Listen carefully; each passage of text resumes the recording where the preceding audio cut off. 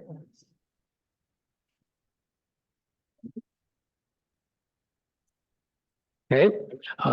good afternoon, everyone. Welcome to the Personnel Board meeting of the Berkeley Unified School District for February 28th, 2024. Welcome to those who are here in person and to those who are joining us remotely. Mr. Secretary, could you call the roll and establish our quorum, please? Yes, Chairman Roeder. All right.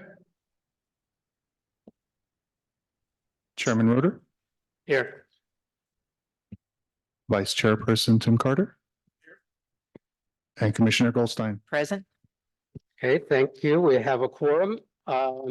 We now have 15 minutes for public comment.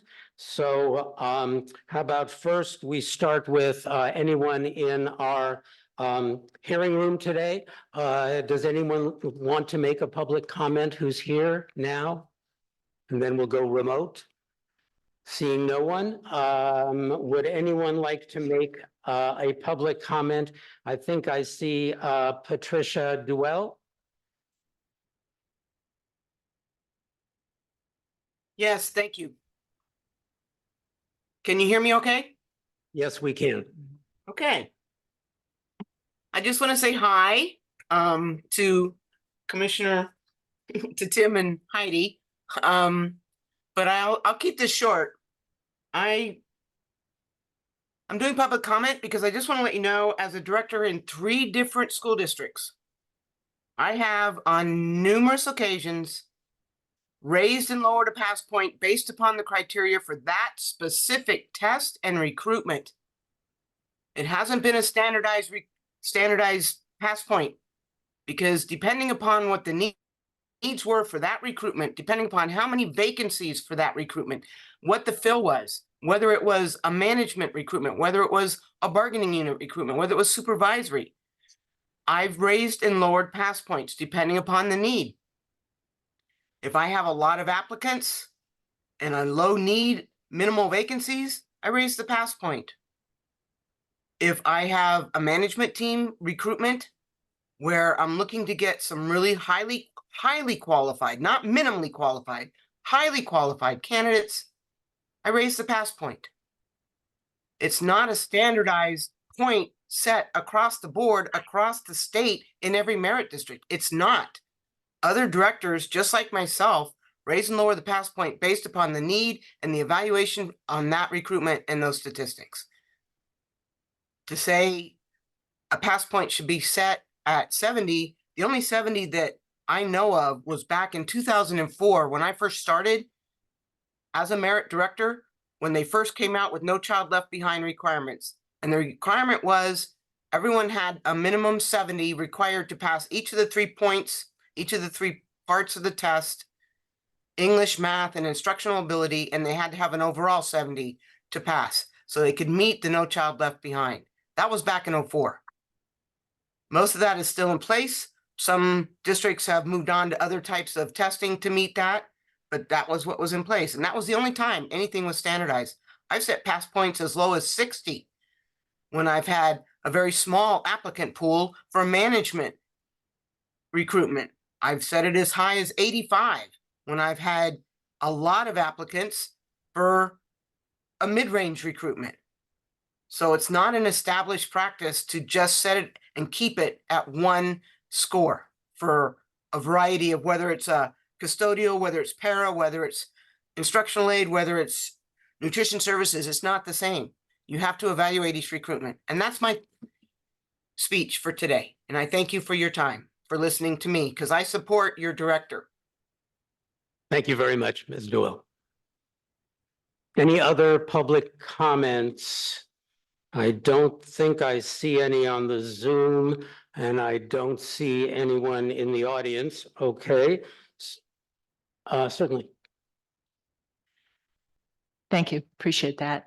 My public comment is very brief, which is, hi, Patty. Super nice to see you. For those who don't know, Patty was in Charlie's role, the director of classified service. You'd think I would remember the dates. I was here. Help me, do you remember? Yeah. Aaron would know the exact dates, but I think Patty would know the exact date. She lived them too.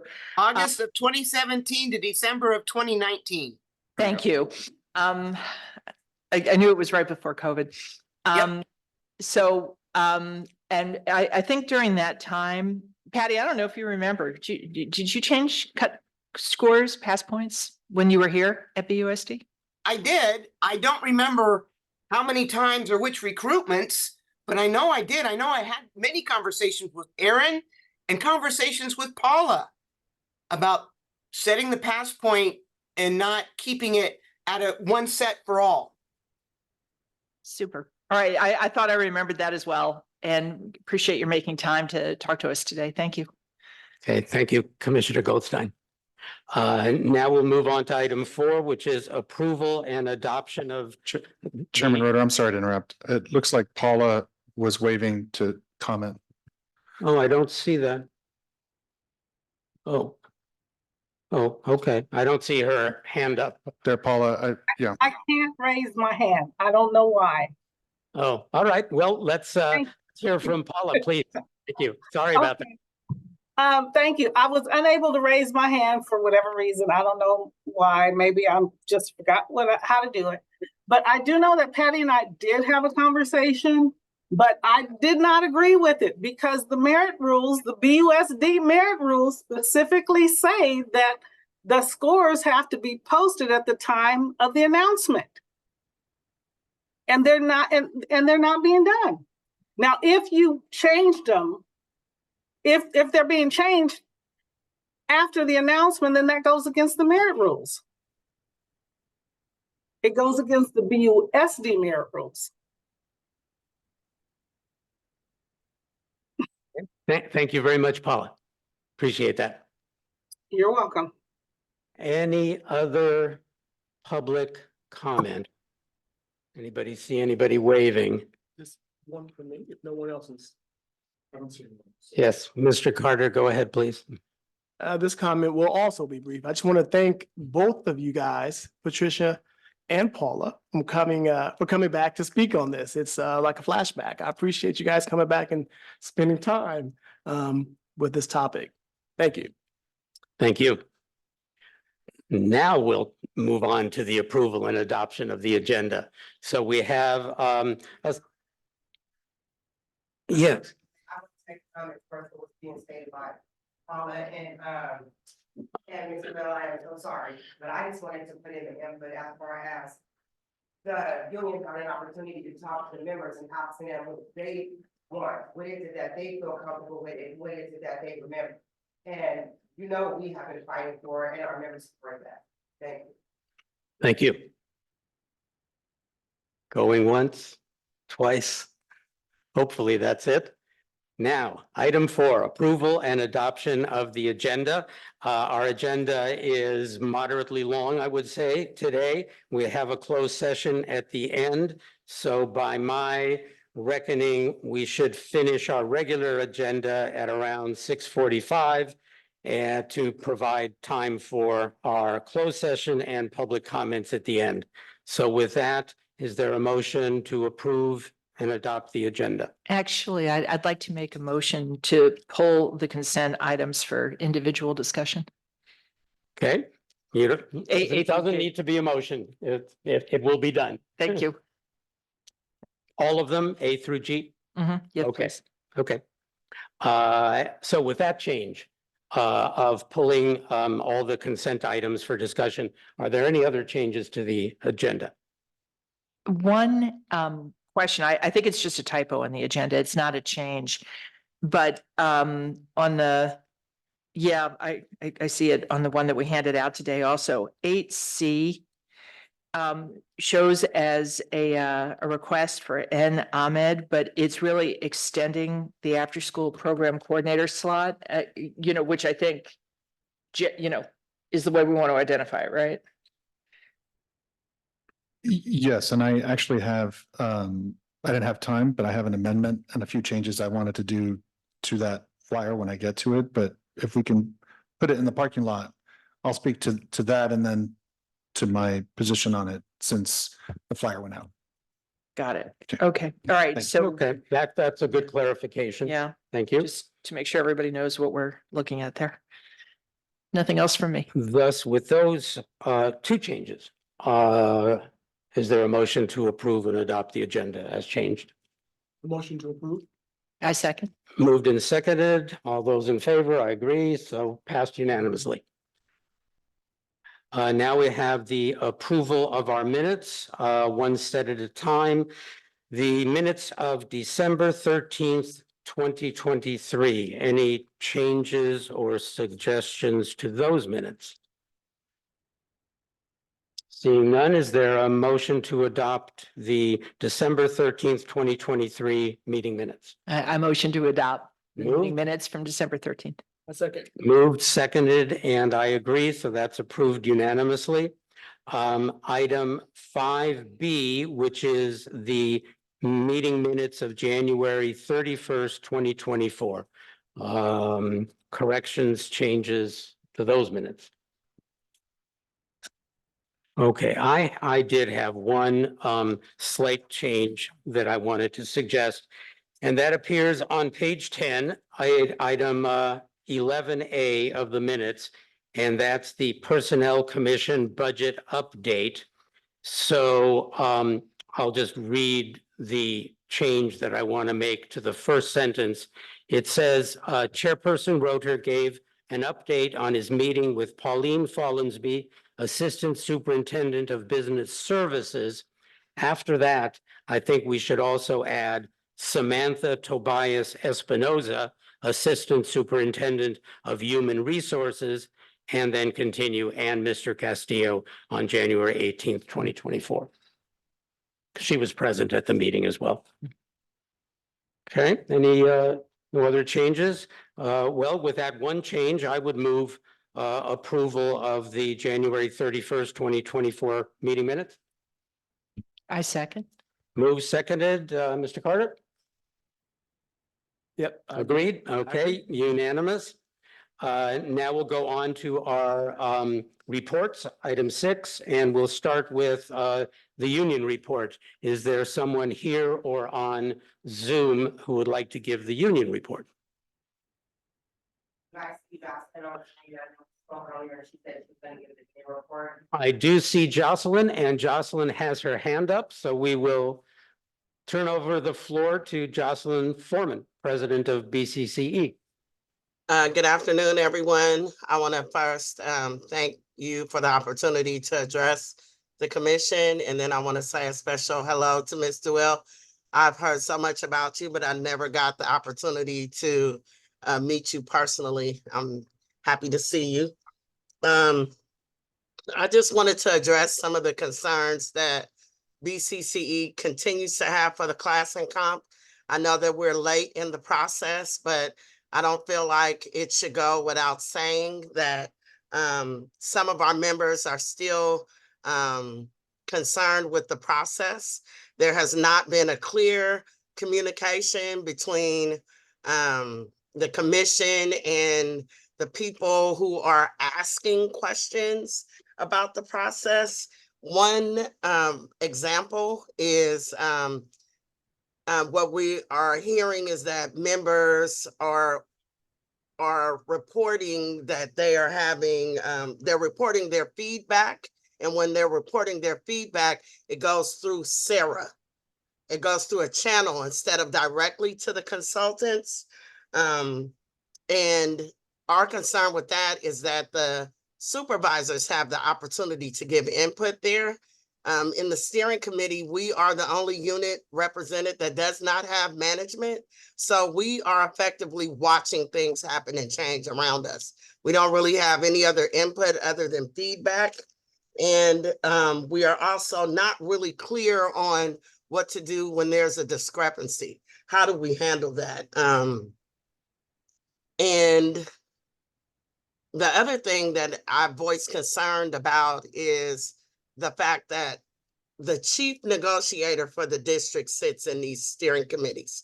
This person is the gatekeeper for salaries, FTEs, all things money, livelihood, class to classified. And We are set to sit in negotiations with this person relatively soon, and our concern is that there will be no room to negotiate.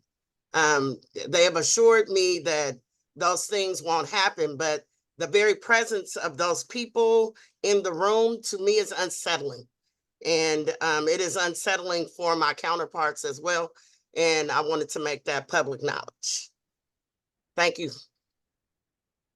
Thank you, Ms. Foreman. I wanted to address for a second, because I think we've talked about it before, your first comment about what do we do or what should be done if there are discrepancies with respect to, let's say, the draft job descriptions.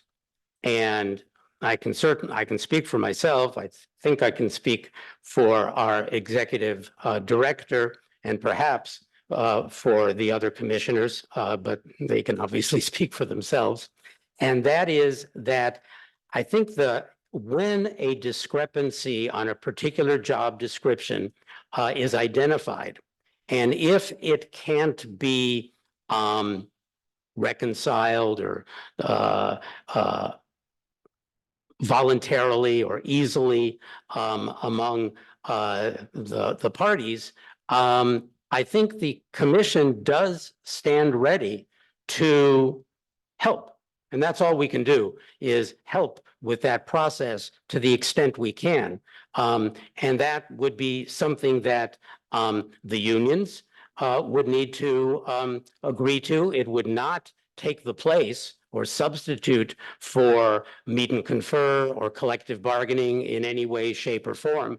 And the ultimate determination of what goes into those job descriptions, of course, is for the Board of Education. It's not for this commission. But if there are things that can be addressed here with us, I think we would be happy to hear those. That can be a time-consuming process, but it may be necessary. And so if we can narrow the areas where there are disagreements, that would be great. And I think we'd be very open to that. It would require sort of an organized process of identifying the job description, identifying exactly which areas in the job description are disagreed with, explaining what the disagreement is, having people address the commissioners on those.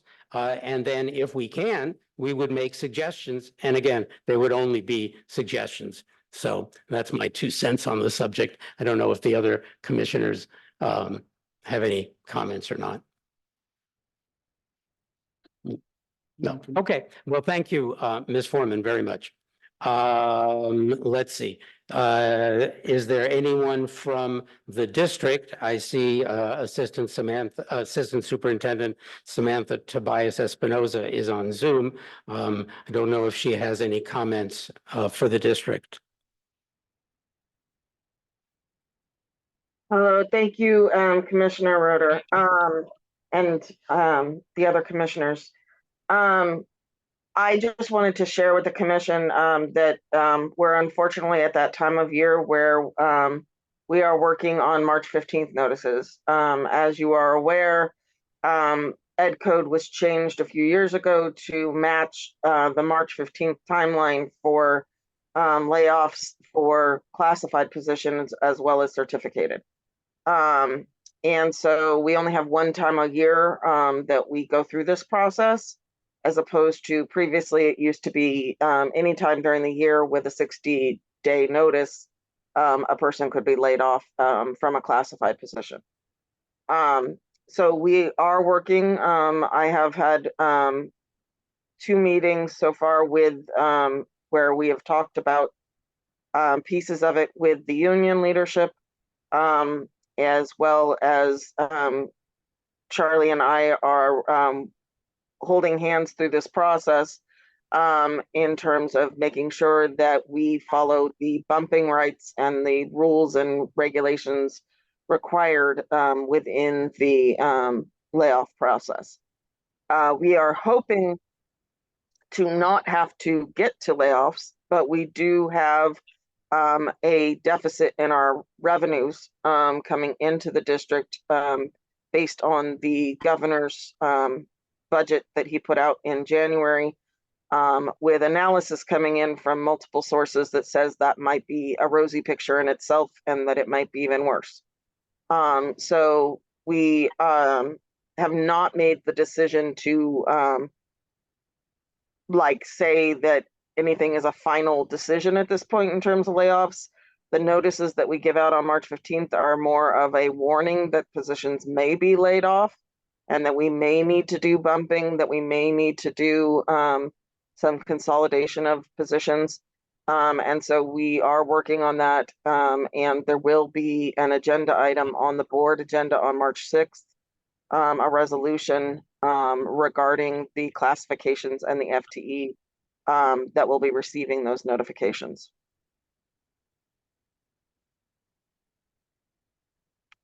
Okay, And yeah, go ahead. it's not a rosy picture, but it's a necessary evil at this point.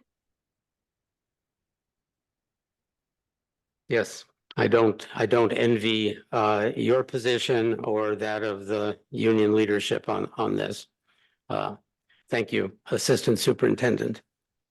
We'll go on to commissioners' reports. Do any of the commissioners wish to make some comments? Mr. Carter? I have nothing to No. report. Ms. Goldstein? Sure, I'll keep my report brief. I am looking forward to attending the California School Personnel Commissioner Association Convention Conference this coming weekend. And I always find that useful and gives me good ideas to bring back here. I am keeping an eye on the SBAC page that the district has. I note that there are some overlaps in meeting dates, 2/28 and 3/27. But that most of the other meetings, because they meet twice per month, are at other times, which is great. It means we can go there if we like, or, they can come here if they like, as there are concerns about positions that may be eliminated, sort of riffing off what Assistant Superintendent Tobias Espinoza just talked about. And lastly, I am looking forward to bringing to closure our class and comp study.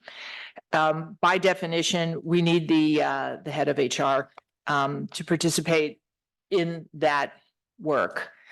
I get that it may be a little discomfiture in facing that same person in negotiations, but the size of our district, that's who we have.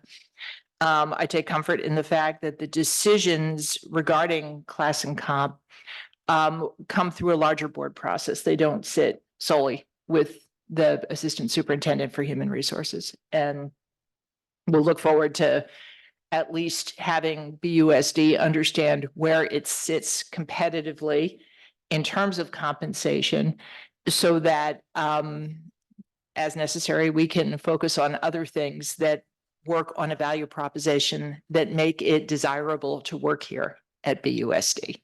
So finishing that part lets us start on the next part of the value proposition. That's my report. Okay, thank you, Commissioner Goldstein. And I don't have anything additional to report. Our executive director's report. Thank you, Chairman Roeder. So our exam report for January, we had 119 training and experience assessment exams. We had 64 written exams, 7 oral exams, and 10 performance exams, totaling 200 exams for the month of January. In terms of our new hires, we had a total of 8 new hires. 1 of them was a promotion. In regards to class and comp, I actually I'm okay saying on record that I share the frustration. I'm still waiting on the phases. I think that we're all very, very what's the word, desirous of getting these reports. They're long overdue. I did send an email out to Rick, who's in charge of EHA, and hoping to get a response very quickly. unfortunately, I don't have anything to report because they haven't sent me the reports, but I hope to get that this week. Leaving this meeting, I'll put additional pressure as respectfully and as forcefully as I can to make sure we get them. So again, I apologize. I don't have a report for you, but I hope to have that soon. I want to point commissioners' attention to conference item 8C and a possible amendment to 8B that I want to speak to. And I am very cognizant of the time, but I just wanted to make sure that I don't miss pointing to a difference in what you have in terms of documentation and what I may be advising. They're going to be different. It's going to be different advice. So I want to make sure I point that out. We're going to have to set some time aside when we can, Chairman Roeder, regarding April 29th. It's going to be our second reading for our budget. And it's my understanding that Commissioner Goldstein has a conflict on the 29th. We can do that now or we can do it later, but it's my understanding that Commissioner Goldstein can still do the 29th, but can only do the afternoon, cannot do nighttime. So maybe we discuss that before the meeting ends so we can get some consensus and look at some dates. I am proposing to do the budget meetings, first reading, second reading earlier. I wanted to allow time for the district to engage with us.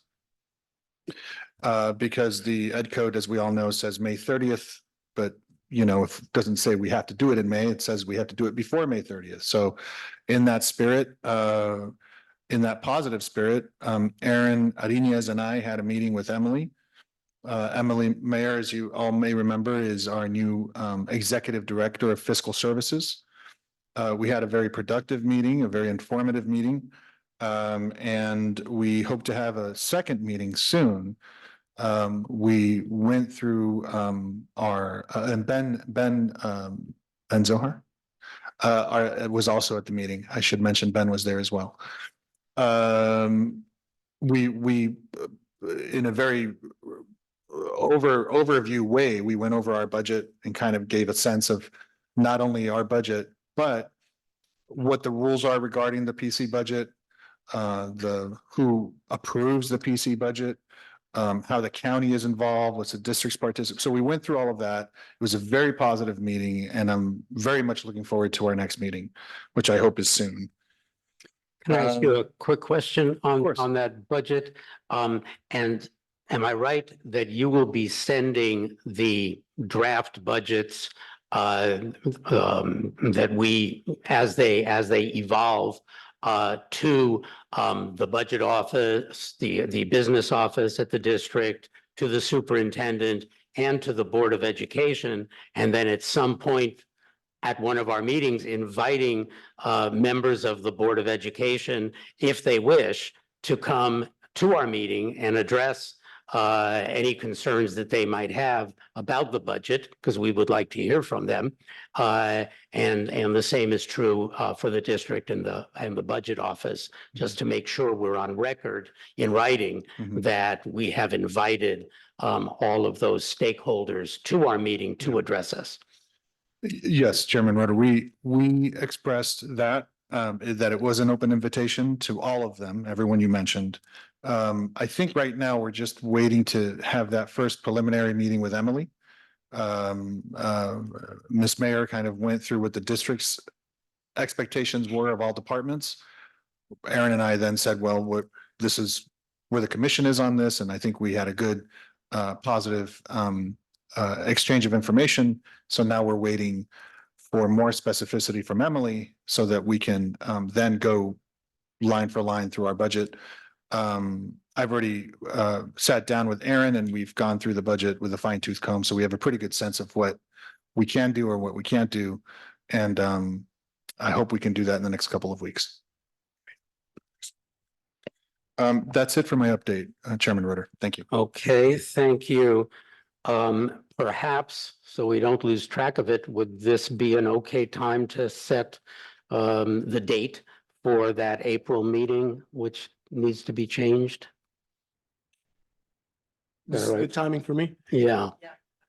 So, Mr. Castillo, can you Mhm. suggest what you want to suggest and then we can see our Of course. availability?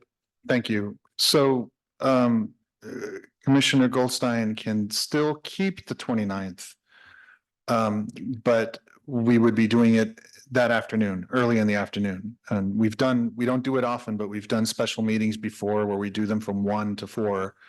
And that's what I would suggest. I don't know, Vice Chair Carter, if you can do that. I know that you have obligations during the day, but that would be my first suggestion. If we can look at the calendars and see if that works. It will work for me. Okay. And what would the proposed time be? Would you say? Well, I'm looking at Commissioner Goldstein, but 1 to 4, I'm fine. Yeah, that works. Yeah, one to 4 would work. Okay, great. super. Thank you. Thank you. Okay, by consensus, then we'll change our April 29th meeting to be at 1 to 4 instead of 4:30 to 7:30. Okay, thank you. Now we're on to our consent items, and Commissioner Goldstein asked that they be pulled for discussion. So this is the time to discuss. To discuss. I'll start by saying, as usual, commission staff has done a great job of risk testing on all of these. The intervals between tests really are range or average about 10.6 days.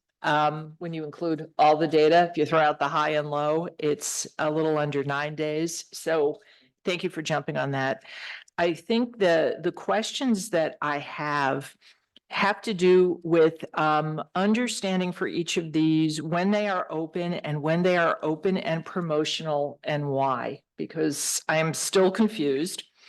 And particularly for school campus aid, at our last meeting, I thought we talked about the fact that this was an entry-level position and shouldn't be promotional, but it looks like it is still identified as promotional. So I'm wondering if there's new news or something I should know about that. Well, I was going to answer that, but it looks like Erin has her hand up. Erin Arenas, can you? Hello. Yes, Heidi, you're right regarding the school campus aid.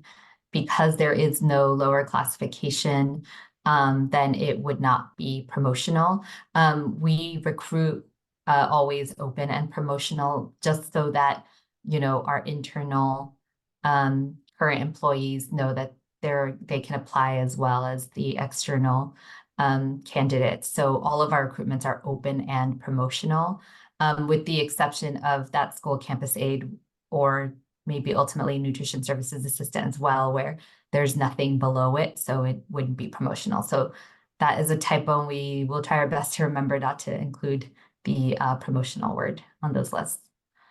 Then thank you for that. And based on what you just said, it looks like maybe we have some other things on the list that would need attention also. I'm looking at custodian 1, which, you know, is entry for that class, but, you know, maybe more highly placed than others. And it shows as open only. Was it open and promotional? And should it? Yes, and the reason that it's shown as open only is because when we finally got to the point where we had to create the eligibility list, there were no promotional candidates in that recruitment. So if there was a candidate that worked, you know, for the district and that it was in a lower classification where the custodian 1 would be considered a promotion, then we would have listed them as promotional. But because in the end, when we established the list, there were no promotional candidates, then that's why it's strictly showing as open. So it's only after we start to establish the list that we are able to tell, because even though the recruitment is open and promotional, we don't always have promotional candidates in every recruitment, or sometimes we don't always have open candidates in every recruitment. that make it on the list. Okay, then probably I have misunderstood that when I'm looking at the eligibility list, it is showing the status of who's on the list, not how the recruitment was That's done. right. Yeah, So when I look at grounds gardener, for example, same story. It shows only open. The recruitment was open and promotional, but That's correct. the resulting list was just open candidates. that's right. And all Okay. of our recruitments have been open and promotional. That has been our past practice for Okay. some time now. All right, got it. I think that answers a big question. We know we'll remove promotional from school campus aid. I think the other question I had was the administrative assistant 1 list, which had folks on it from a prior recruitment. And a fair number of folks on it from a prior recruitment. And I see that we also hired, let me make sure I'm not hallucinating, hang on. No, I guess we hired. I look at several things. I look at the executive director's report, for who came on in January. I also look at the reports that are shared at the school board meetings. And I guess the question I have about the AA1 recruitment is it looked like there were, a bunch of folks on here and that we had some amount of time, before they expired. They expire, in early May, which is pretty much the end of the academic year. And these are 11-month positions, right? So, or 10-month positions. Forgive me, they go home at the end of May. So Right. it depends on the department, but some of Okay. them are 10 months. And I can answer this question very easily, Heidi. Thank you. Yeah, just trying to understand. So the reason you're seeing that we had to do this merge with so many candidates that were already on the list was because there were 2 open administrative assistant 1 positions, but they were part-time positions. There was like a 0.4 and I think it was a 0.53 at Berkeley High. And so when we called the candidates on the previous list, none were interested in a part-time position. So we had to run a new recruitment, and we explicitly stated on the posting that it was a part-time position in the FTE. And since then, I believe those 2 new positions, we're not even going to be able to fill them anymore because they are both being eliminated, the vacancies. Right. Got it. So for this list also, it shows, most of these lists show many more than the first 3 ranks. So I just want to double check my understanding that when these lists are given to hiring managers, the hiring managers are instructed to select from the first 3 ranks. Yes. Yes. Okay.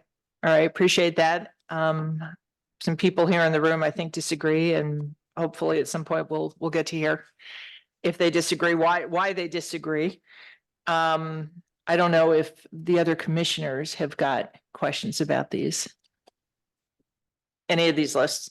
Mr. Carter, any Those were questions? my questions. No, I don't think I have any questions yet. Okay, I don't exactly have questions. I want to agree with Commissioner Goldstein regarding the sort of robust nature of these lists. I think it's fantastic that we are able to recruit so many qualified candidates. As usual, unfortunately, the Nutritional Services Department is one of the exceptions, having just 2 individuals for sous chef production kitchen. I know we're trying to work on furthering those recruitments, and that's excellent. The other thing I wanted to comment on, I have heard previously from Aaron and others about, most, if not all, recruitments are open and promotional. And That may be fine. And I hope I don't throw a monkey wrench into anything, but in reviewing our merit rules, I think we do have to take into consideration Rule 40.200.2, which is titled Promotional Examinations. So the first sentence of that is directly out of the Education Code, and it reads, "Examination shall, where practicable, as determined by the commission, be limited to promotional applicants."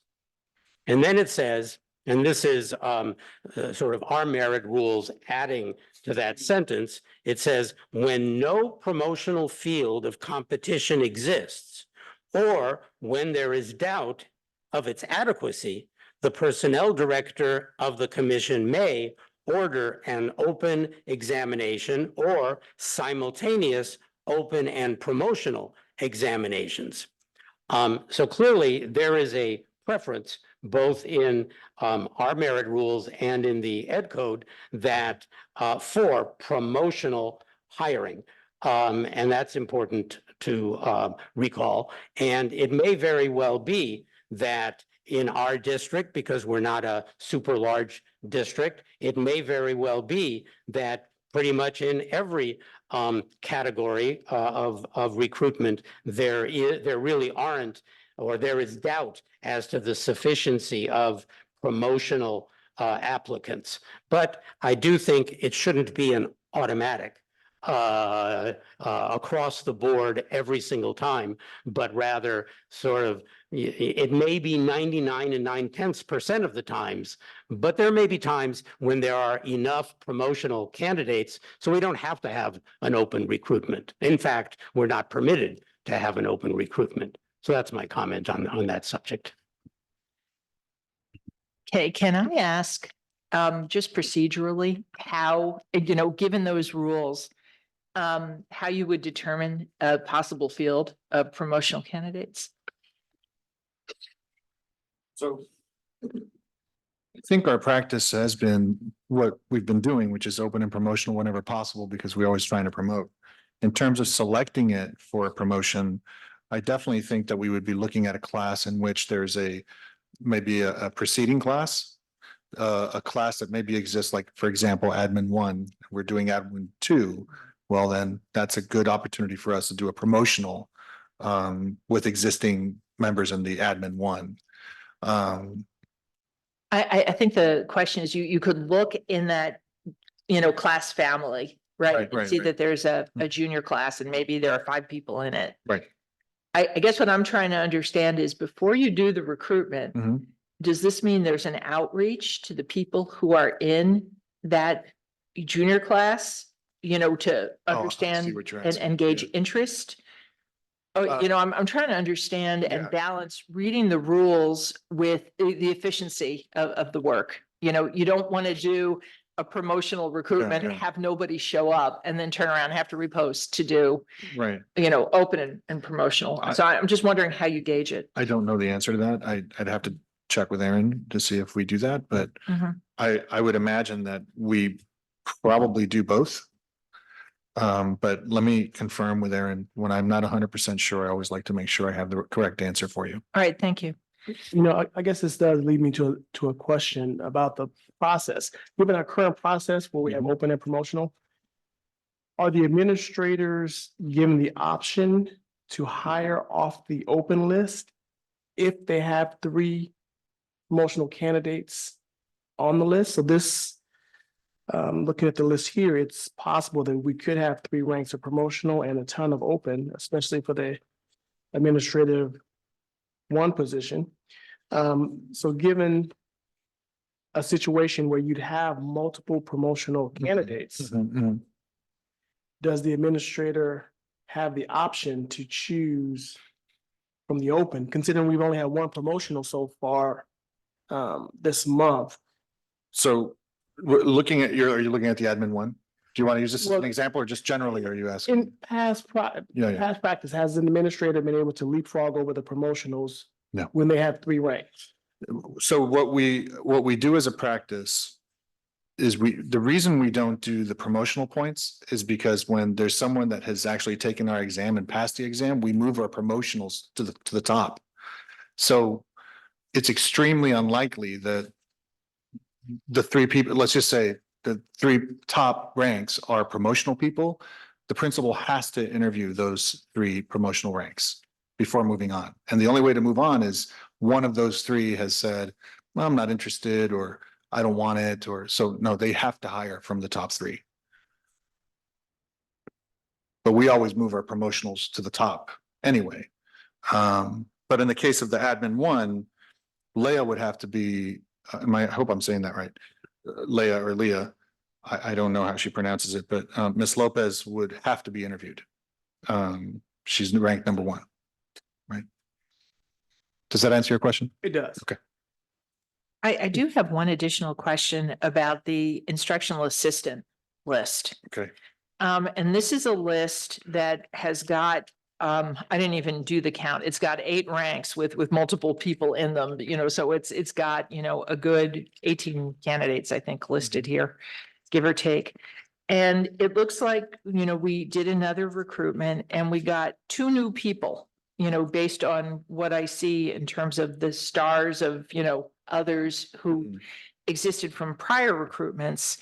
And it looks like their eligibilities expire actually beginning with the next school year, August through October. So I'm just wondering about the story here and, I appreciate the context. Allow me to see if Erin can answer that. Erin has her hand up. Hi, Heidi.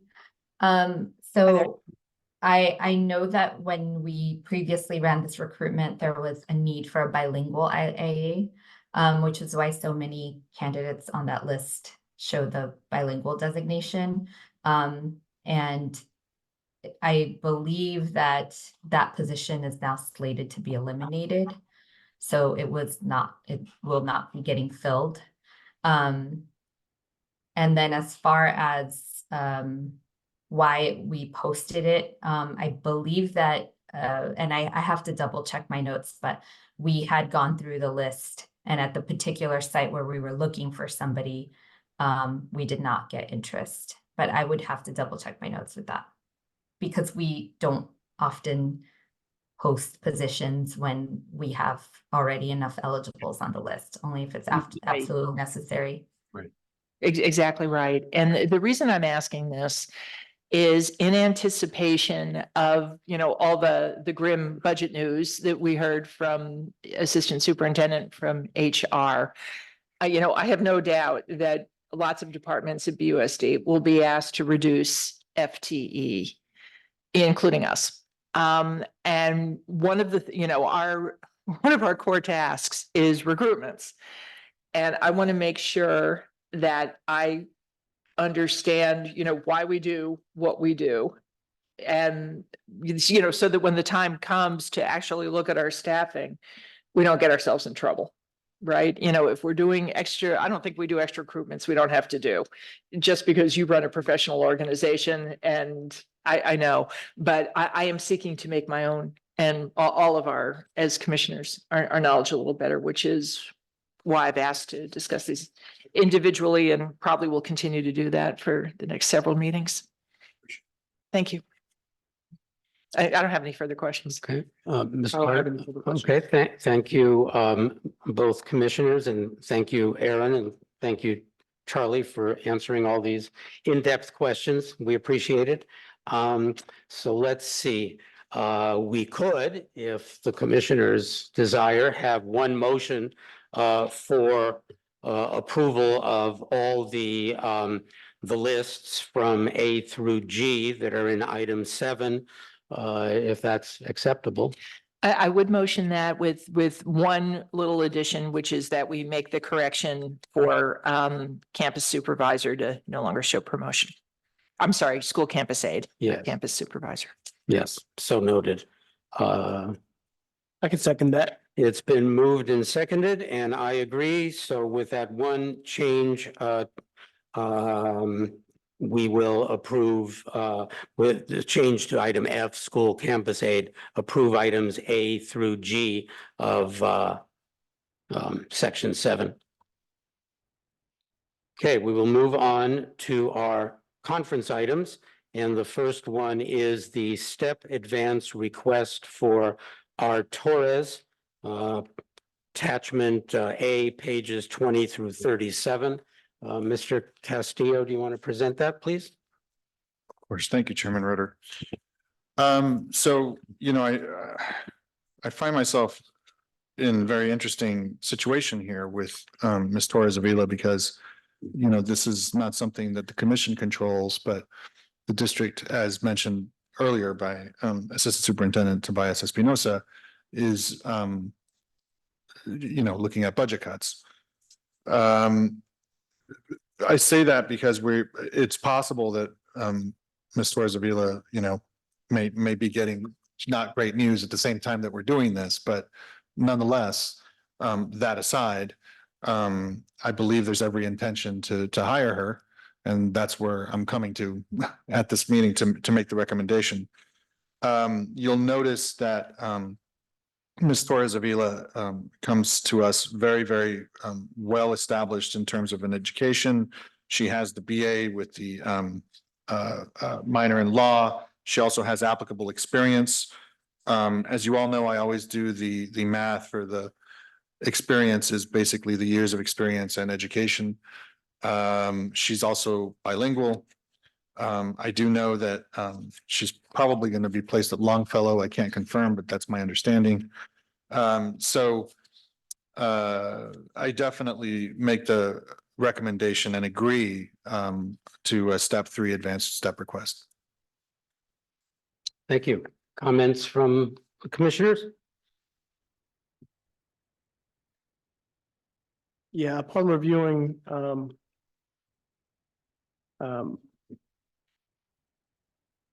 her experience and prior education, I don't have any issue with the step request. I think it's. And I agree with that too. Is there a motion to approve the step advance request to step 3 for Ms. Torres? I'll motion. It's been moved. I second. Moved and seconded, and I agree. So that's passed unanimously. Next is the step advance for Nathan Ruiz. So I didn't have time to amend my initial recommendation. I believe that it's my understanding that Mr. Ruiz is going to be looking at advancing his skills in his bilingual Spanish skills. This position does not require him to be bilingual, but I do believe that that is a value add, given that he is in the Administrative Office of Curriculum and Instruction, where there are a lot of parents that come in and a lot of the community that he may be able to utilize that. So right now it is minimal conversation.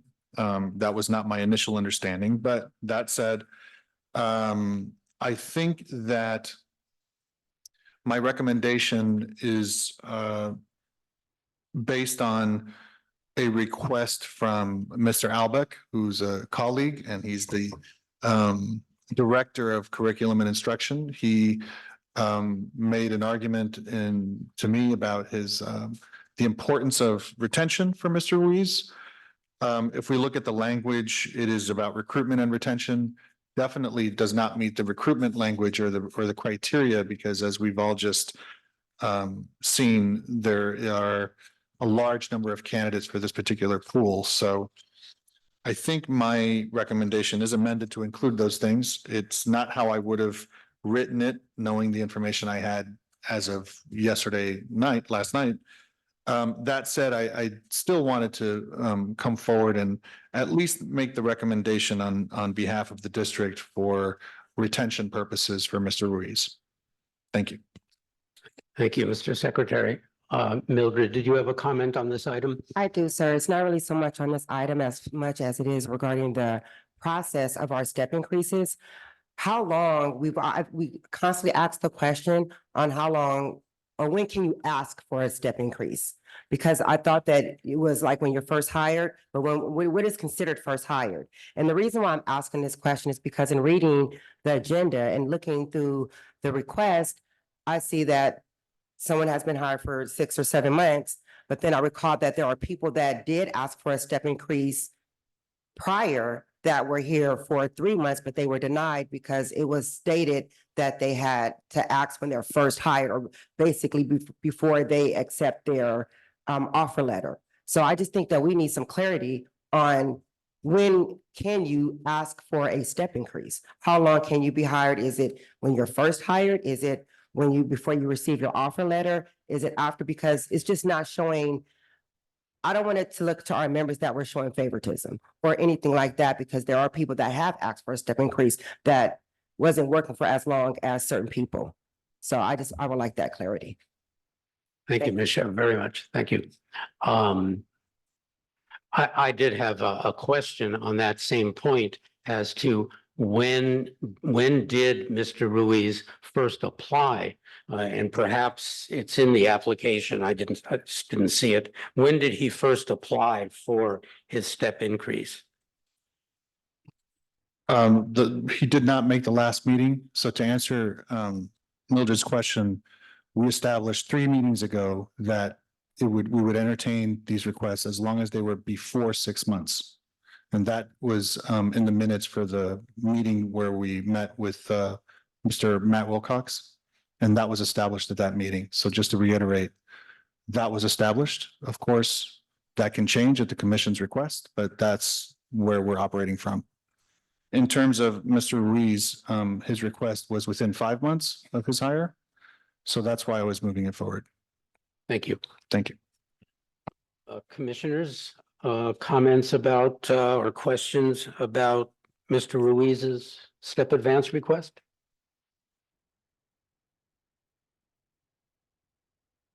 A question in general. Why aren't they requesting at the time of hire? Is it procedural? Is it advisory? Why aren't they doing it at that time?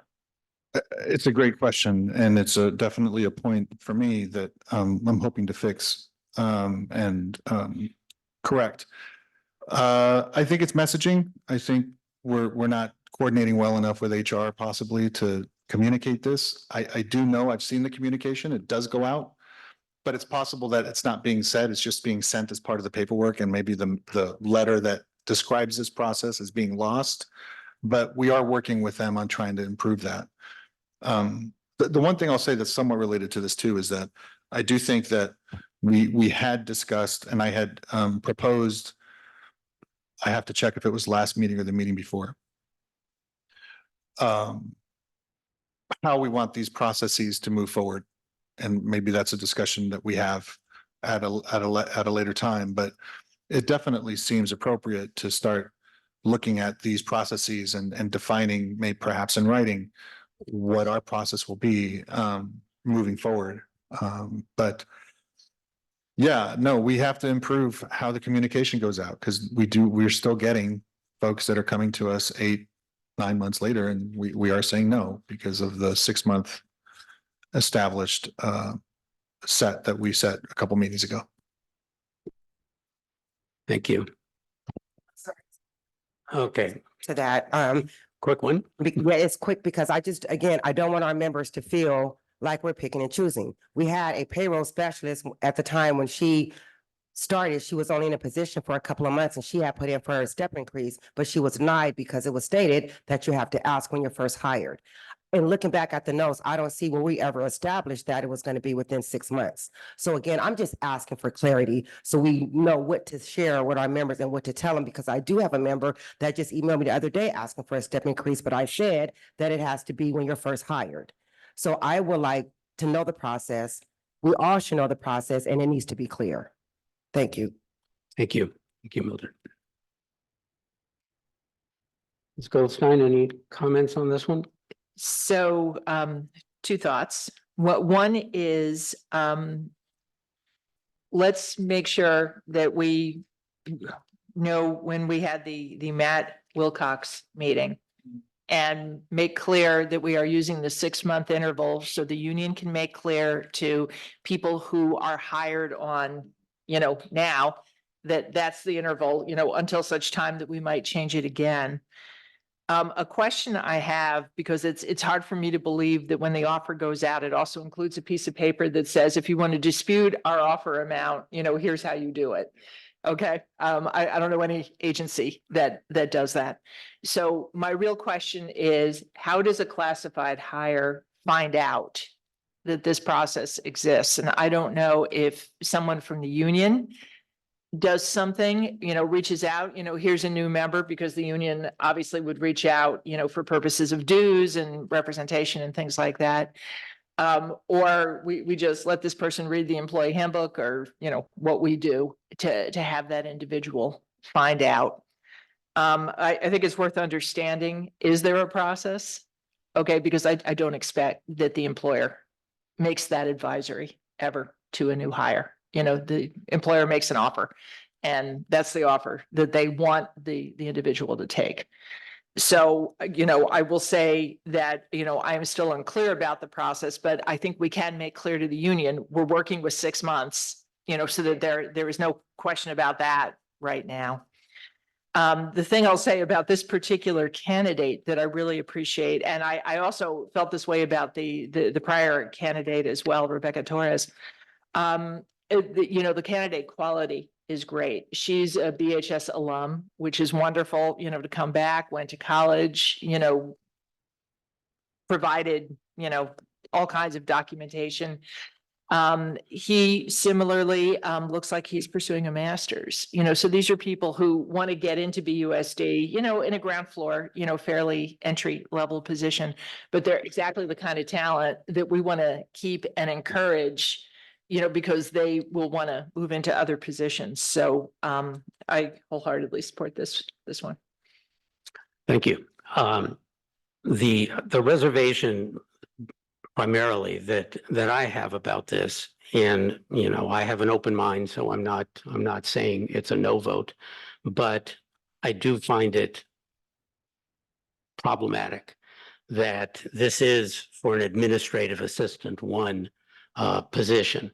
And I agree with Commissioner Goldstein 100% that this individual is extremely talented, extremely educated, extremely well qualified. I have no doubt that if a time comes when we're looking to recruit for administrative assistant 2 as a promotion, and if this individual were to meet the minimum qualifications, that he'd be well qualified potentially for a promotion. The letters of recommendation, the 2 letters of recommendation are exemplary. There's, again, this has zero to do with the qualifications of this individual. My concern is that the purpose of a step advance is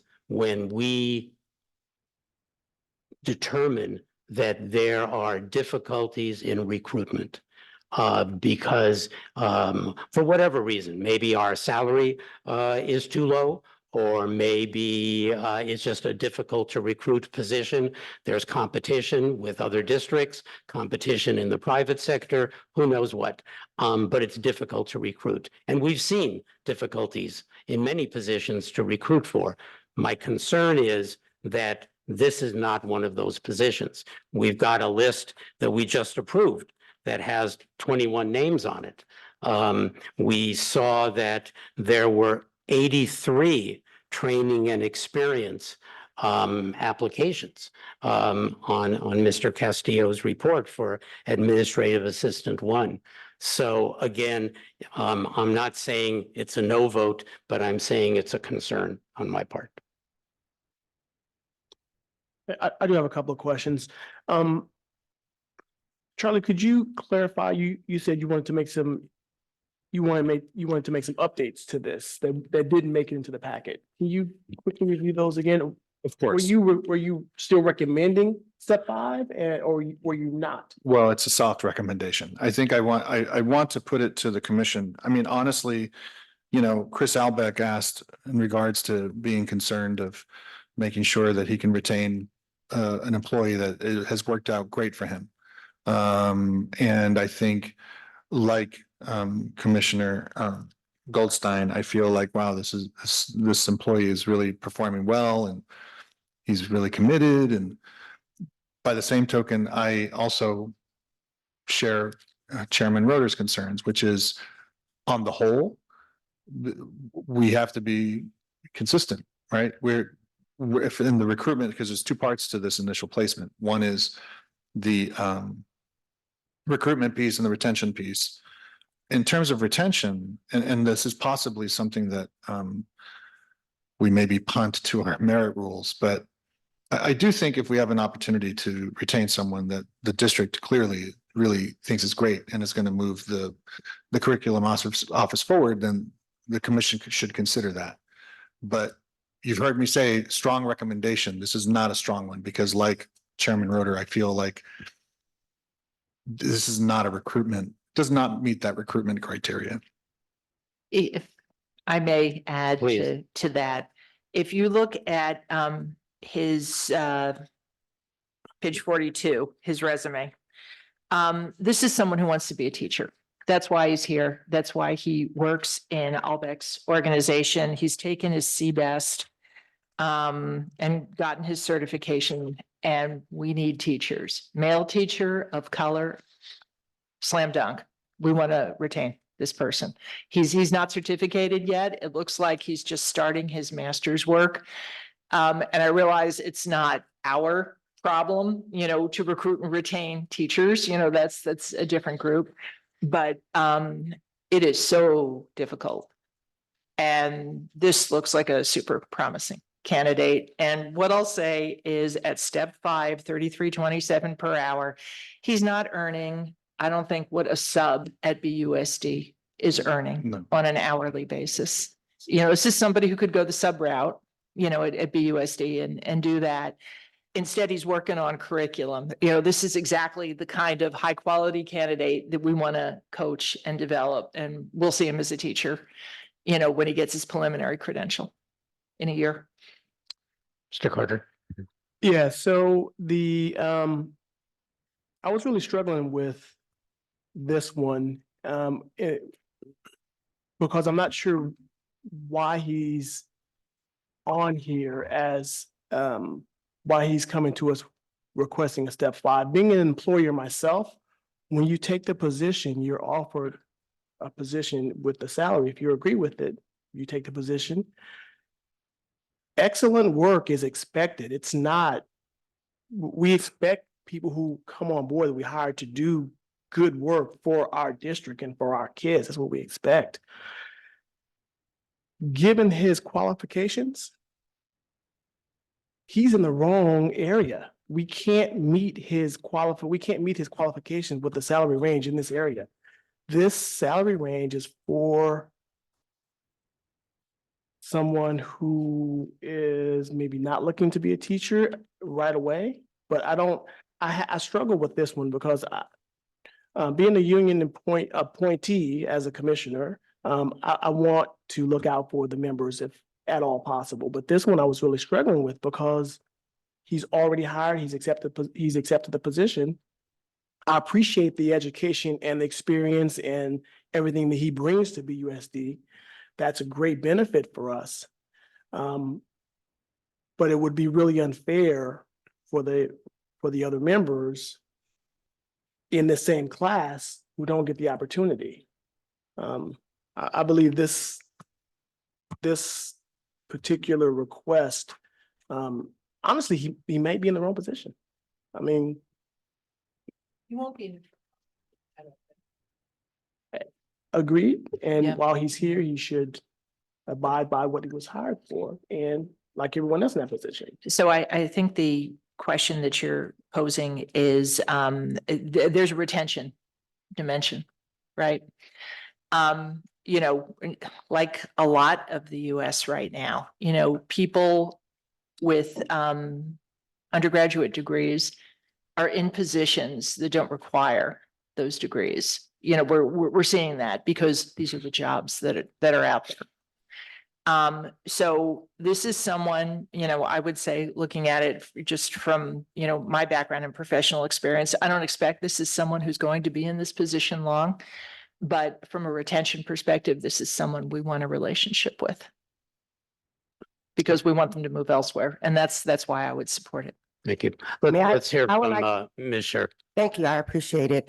I know we've all been talking a lot about the step increases, and it appears that, you know, everyone from the outside keeps coming in and asking for step increases. And a lot of things that were stated today, it just kind of concerns me, because what about our members that have been working really hard, that have good relationships, that do their job very well? What if they decide and they were on a step 1 or 2 and they say, well, you know, I should be on a step 5 because I'm doing this work and I want them to keep me and so forth. But at the end of the day, this is what the merit rule states. 70.100.1 clearly states, all new employees shall be appointed at the hiring rate for the class as approved by the commission. The hiring rate shall be the first step of the schedule, except for classes where recruitment efforts have indicated difficulty in recruiting at that step. We're not talking about a position that's hard to recruit for. And we really do need to be more mindful and sticking to our merit rules.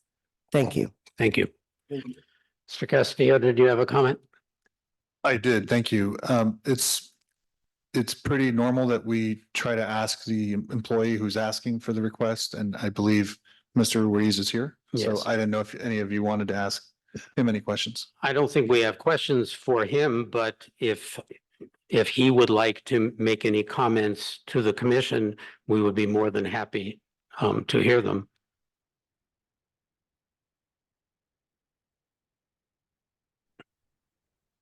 Hello. Yes, Mr. Ruiz? Hi. Yes, just something that I would like to make aware, I guess, and it might just been overlooked when I was first hiring, but the reason why I was made aware of the step increase was because of word of mouth and other people at the office that had received one. I've come into contact with, I believe, like 3 people now that have told me about the process. So that's how I was made aware of it. It wasn't something where I feel entitled to a step increase, but it's something that I feel like is something that is what I wasn't aware of when I first got brought on. So that is why I didn't apply for it when I first got hired. And then as far as becoming a teacher and all that, that is the goal. And I think moving up here was a little bit of a struggle for me, I guess, in terms of moving away from my family to take an opportunity up here to find experience. And I think that getting that experience has led me to BUSD and to kind of further my occupation and to be retained by BUSD is my goal. My goals have always been to provide to the community that's willing to give me the opportunity. And BUSD has been that opportunity that I would like to give back to, especially with my background in education. Something that I would like to continue and something that I work with my direct supervisor on. And yeah, and then once again, it's your guys' decision and I respect that. And yeah, and then if you guys have any questions, I'm more than happy to answer. I am outside right now, so I'm sorry if there's like background noise or anything like that. No, there isn't. We can hear you just fine.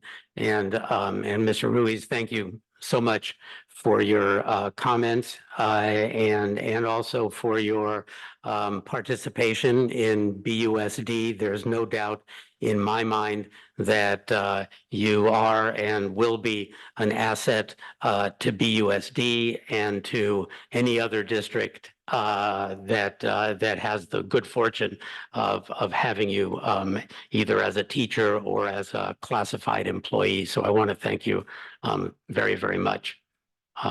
Any comments from the board or from the commissioners, or is there a motion on this?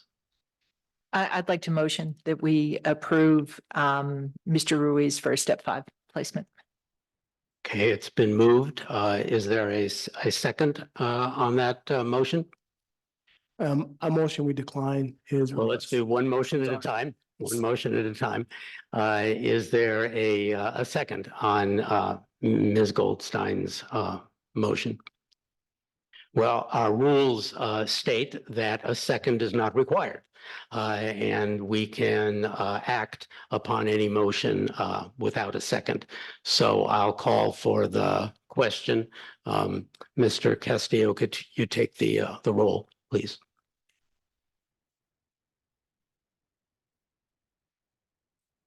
Chairman Roder, No. Vice Chairperson Carter, No. Commissioner Goldstein. Yes. Okay, it appears that the motion has failed, and therefore, very reluctantly, I think we can all say that Mr. Ruiz will not receive the step 5 advance. Thank you. Thank you, everyone. Do we, before we close this matter, want to entertain a different step advance? Or can I understand from the commissioners, are you kind of on the philosophy that the interval is too long? No, for me, it has nothing to do with the interval. Mhm. I do understand that we need desperately. We've found this out in Mr. Wilcox's case, and I think we have found it out in the past. We need a process for when an employee, a classified employee is hired, that classified employee from whatever source get the information, because there is an entitlement in certain circumstances to receive a step advance. It's not automatic, and employees need to be advised that they are entitled to that. My concern is the one of recruitment. Our merit rules specifically say, and Mildred read them, specifically say that step advances can only be given when there is demonstrated difficulty in recruitment. I'm very reluctant about that, but that's what our rules say. That's my position. Got it. And Vice Chair Carter, I think you explained your position very well, but I don't know if there's anything else you want to add. Yeah, I think in this situation, I'm gonna have to agree with Chairperson Roder. And I do want to mention to Mr. Ruiz that we appreciate you, and we're happy to have you here at the district, and hope you have a long career here.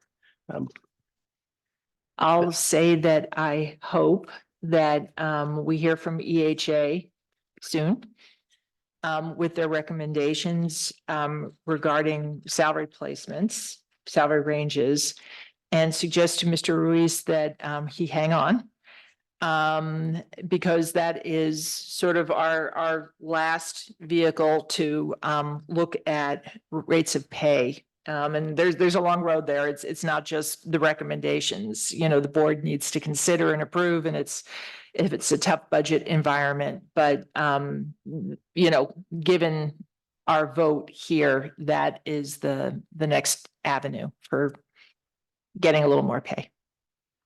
And thank you for coming to work at BUSD. Thank you, Commissioner Goldstein. Can we move on to the next item? Yes. Assistant Superintendent Tobias Espinosa has her hand up. Oh, okay, let's see. Yes, go ahead, Samantha, please.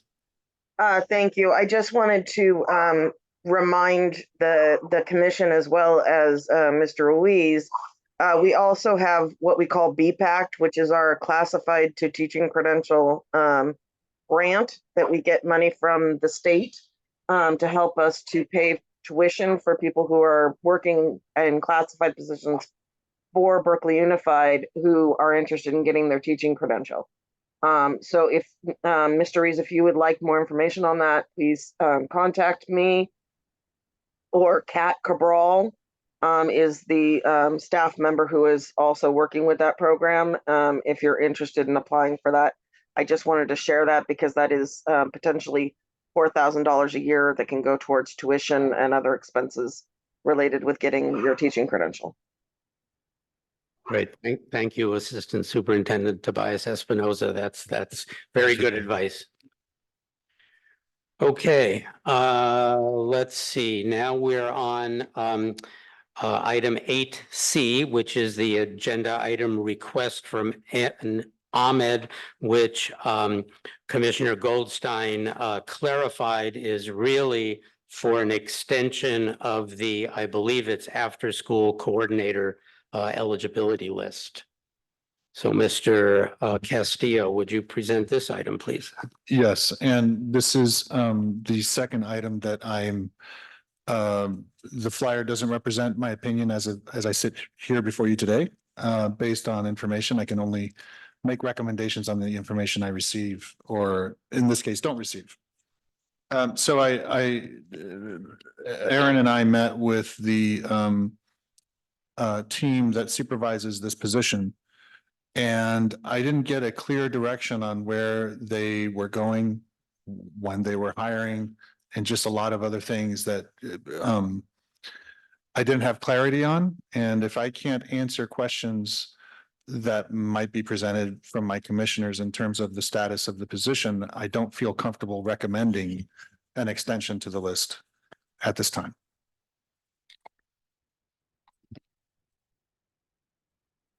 Okay. Can we try a couple questions anyway? Just- Yes, of course, of course. Just to see. So what wasn't clear to me here is it looks like a pretty robust list from the promotional perspective. Mhm. And I saw in your commentary that part of what the team said was they were trying to figure out budget things. And I just didn't understand why budget things were related. Either they have a vacancy or they don't. Maybe they are worried about, the layoff situation that we've spoken about earlier. Is there anything you can clarify on that? I think there's just a lot of ambiguity. I think that there's a lot of I don't think that they were able to communicate where they're going with the program and what it's happening. I think that probably the budget has a lot to do with it. I think that they are not sure. I know that they're talking to the district and I believe they're talking to the union as well. So given that there's a lot of things in motion right now, I didn't feel comfortable just automatically saying, hey, let's extend the list, because if I don't know, if I can't give you all a concrete answer onto where the district is going, I don't feel comfortable making an exception or at least recommending one. So that's how my position has changed since I first did the flyer. Mr. Hernandez, did you have a comment on this item? Yeah, I'm not sure how to say this. So what I will say is I'll try to stick to some facts. Because and you guys, or everyone here could put it together.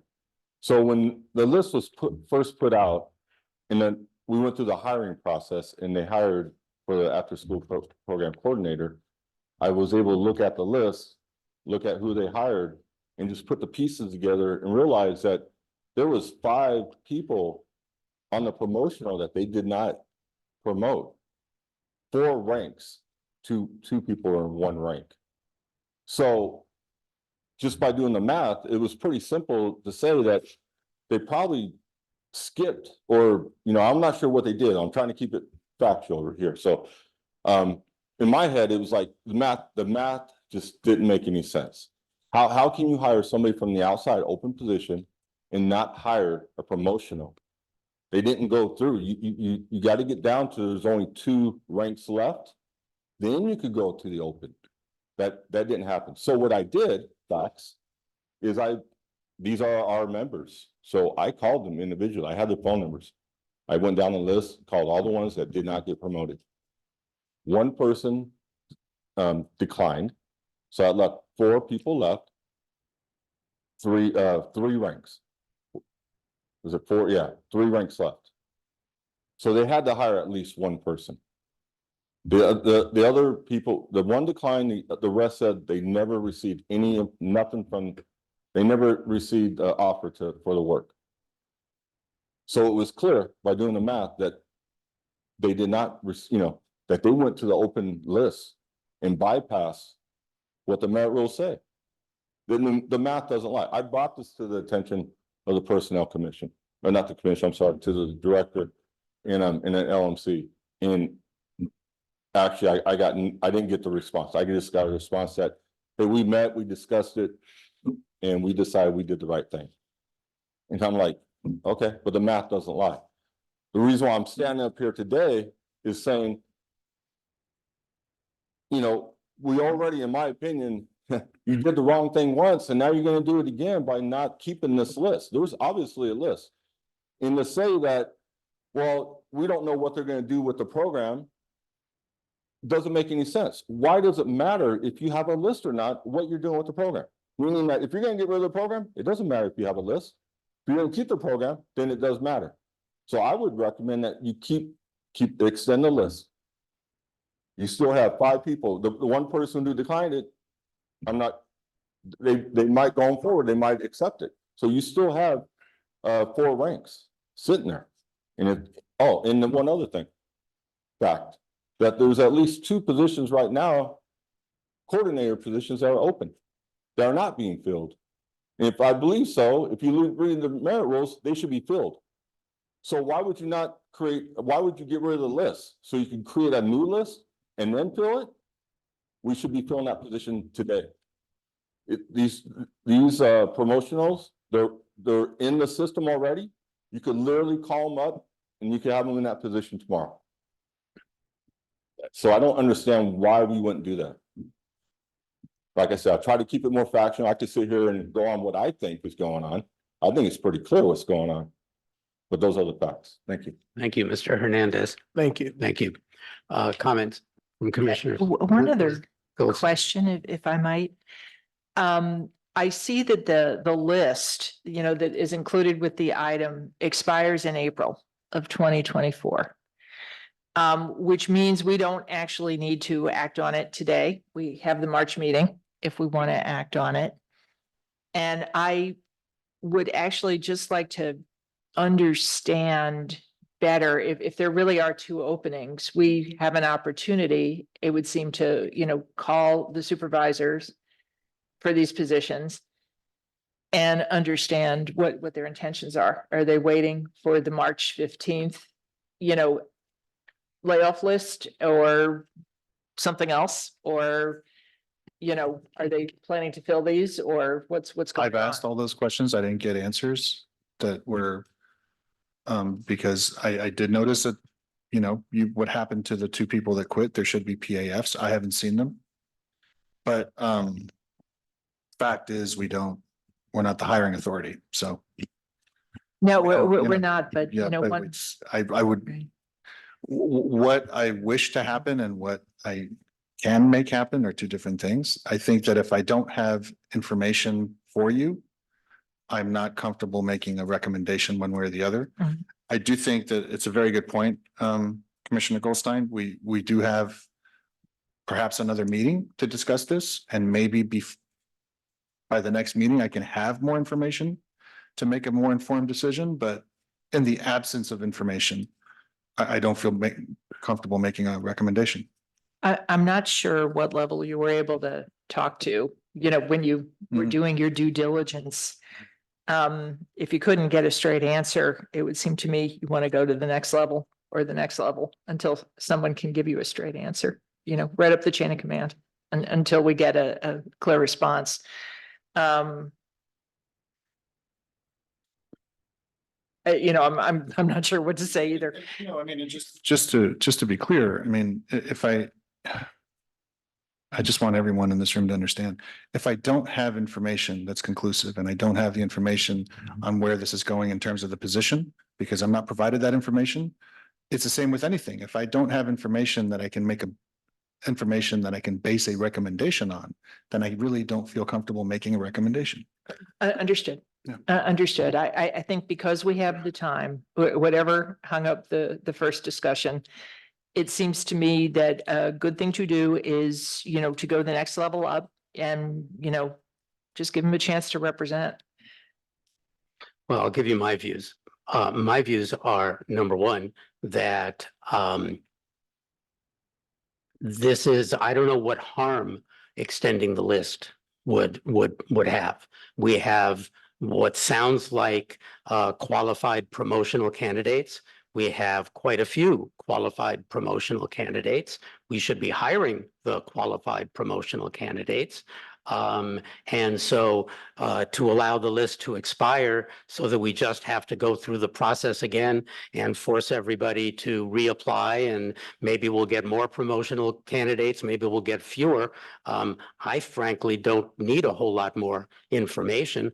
And to my mind, the fact that things are in flux is actually a reason to extend the list, that things are in flux. You know, there's no doubt that things are in flux. We don't know what the school budget is going to look like a few months from now. And so having a list that's an adequate, you know, if this were not an adequate list, I would feel very differently. But since it is an adequate list, having that in our back pocket actually, to my mind, is sort of a backstop for if there is going to be hiring. There are 2 vacancies now. We don't know how many positions they're going to end up having. And there would be a list in the next school year, and people can be hired from it. So I personally would feel comfortable extending this list right now. I do have a couple of questions about this. When was the original list created? Is that in here? I don't see it in my package. There's a list. You got- April of 23, but I'll double check. Page 53. Yeah. It's right there, right at the top. The after school program site coordinator. Mhm.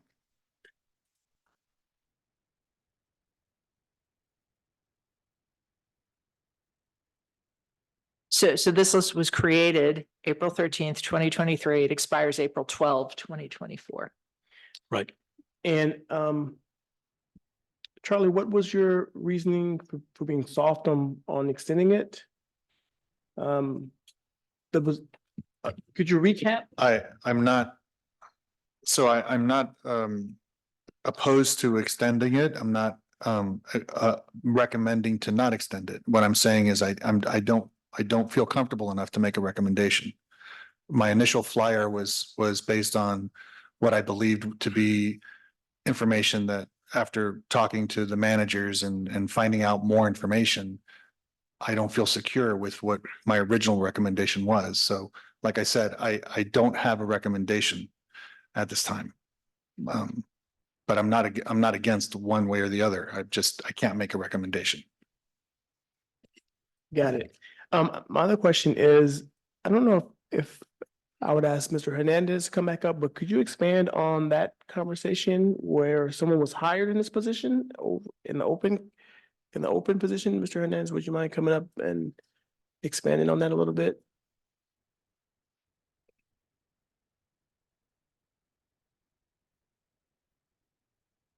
I can't really give you facts on that, but per our conversation that we've had, it seems, well, we did have a conversation, and I do remember that we asked, how was the list thrown out to the hiring authorities? And they were reluctant to say how, but we finally coaxed it out of them that the whole list was thrown out to them at once, not, 3 ranks. And I've had this argument many times, in the past about how do we throw out the list? And my argument's always been the 3 ranks. Hire somebody, you bring up the next one. But in this case, because there was 12 ranks, they said it would take too long. I remember this clear as day now. It would take too long. So we couldn't do this, is what they said. We had to throw out the whole list to the promotional list and the open at the same time. They might have said they didn't do the open. I take that part back. But they did say they threw out the whole promotional. And I disagreed at the time with that. You can't do that, because it plays with the numbers. As you start dropping and pulling up, it changes how things are. If you throw out the whole list, then they could just take from the bottom up if they wanted to, instead of looking at the top three. It changes the way the hiring is done. But it looks like I said, you do the math, that they also threw it out to the open positions, or. I'm sorry, that's just not accurate. I didn't say that. Okay, That's- let's, that's just not let's accurate. have one meeting and go through the chair, please. Mr. Hernandez, you have the floor. So I'm just going off the conversation we had, was that we were going back and forth. And this is a conversation where I actually asked for them, or they requested that they come back in a week or two. And they came back in the next meeting and said, we went through it, the three of us, and we decided we did the right thing. Because it was a heated conversation. And it had to be stopped. That's how heated it was. Someone else had to say, you know, let's come back to this. Because it's clear that it was not done properly. And like I said, you could just do the math. It wasn't done properly. How did you hire two people from the open position when you have 4 ranks still sitting there?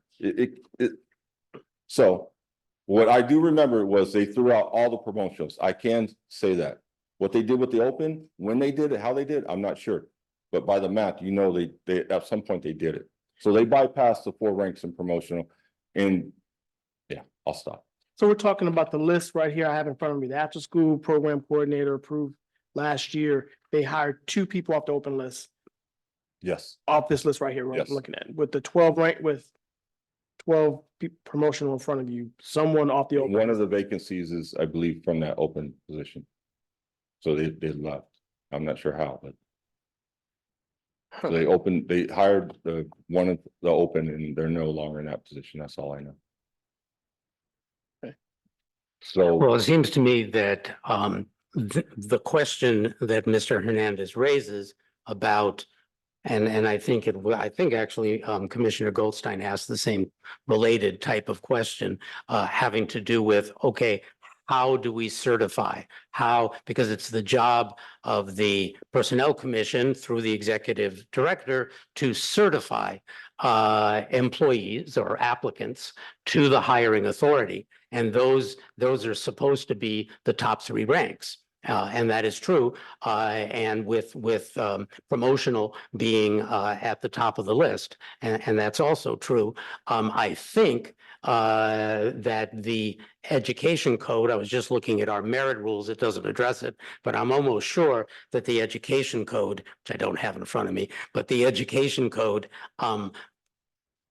allows for situations where there are multiple vacancies in the same class at the same time to certify more than just the 3 ranks, that if you have multiple positions, you can satisfy that by certifying additional people. And we can look at that, but it sort of strikes me, this is a broader, very important, but broader conversation, which we probably want to put on a agenda to discuss, is what is the certification process that we go through for the hiring managers? And then finally, how do we confirm that the hiring manager is doing the right thing in accordance with the rules?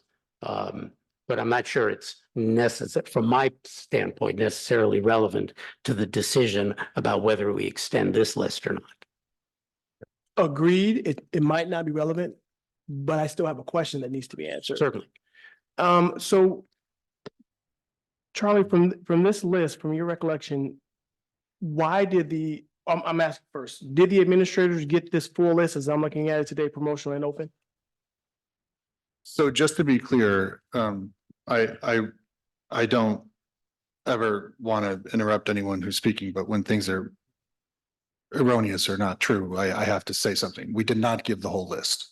We actually walked the union through the steps as Chairman Roeder had explained. Because there were multiple openings, there were segments of the list that were given in terms of rank. So it was not the whole list. That's the first thing. The second thing is that I actually was called into a meeting where HR and myself had to go back to the principals and explained to them how they had to follow the rules in terms of ranking, because that wasn't happening either. So we did take a very active role in making sure that the list was observed and that the rankings were observed as well. So I'm not sure what meeting this is referring to, but I don't remember anything that he said. So that's my knowledge of it. Well, that wasn't my question. That was you addressing Mr. Hernandez, and I don't think that was necessary, but I appreciate the background. My question to you was, did the administrators get the list that I'm looking at with the promotional and open on it? Yes. So from your best memory, why did they get the list with both promotional and open? Is that standard practice? This goes back to the question that we had earlier with the AA1 question. Is it standard practice where they get open and promotional lists? We do it in terms of rank and in terms of number of positions. So there were 12 positions and there were 24 people on the list. So in terms of rank, we did go make sure that the top people in terms of the order were being hired in terms of the order for rank. Does that answer your question? Maybe I can help here if I'm. No, I don't need, remembering. no, I'm good. I'm good. Yeah. We're good. Unless you have something there to add, but I can complete my question. Well, just for context, you probably remember that this coordinator position was an upgrade of a different position. It was a new class, which meant we had, everyone who was in the old class applying for positions in the new class. So I think one of the reasons that this list, number one is we approve the list as it is at a public meeting. It's available to anybody. But number two is, at each elementary school, there was a position. So there were 12, opens, if you will, that needed to be filled, which I think is why the whole list went over. I'd like to hear that from Charlie, if you don't mind. So my question comes back to, is that standard practice? And I think you were alluding to the fact that there were multiple positions open. Can you? Yeah, no, and I, in a very unsophisticated way, I was trying to address to clarify what Frank had said and also try to answer your question, but I'll answer it another way. There were 12 vacancies and we sent 15 ranks, 15. So the reason for that is because we're sending the ranked list according to the vacancies, because there were 12 vacancies and 15 ranks. There were people that were already after school program specialists who actually had made the list, and those were the promotionals that were on that list. So that's what we sent. It was not the full list. It was the 15 for the 12 vacancies that we had. And, furthermore, the reason I brought this up earlier is because we had to intervene because it was not being done correctly.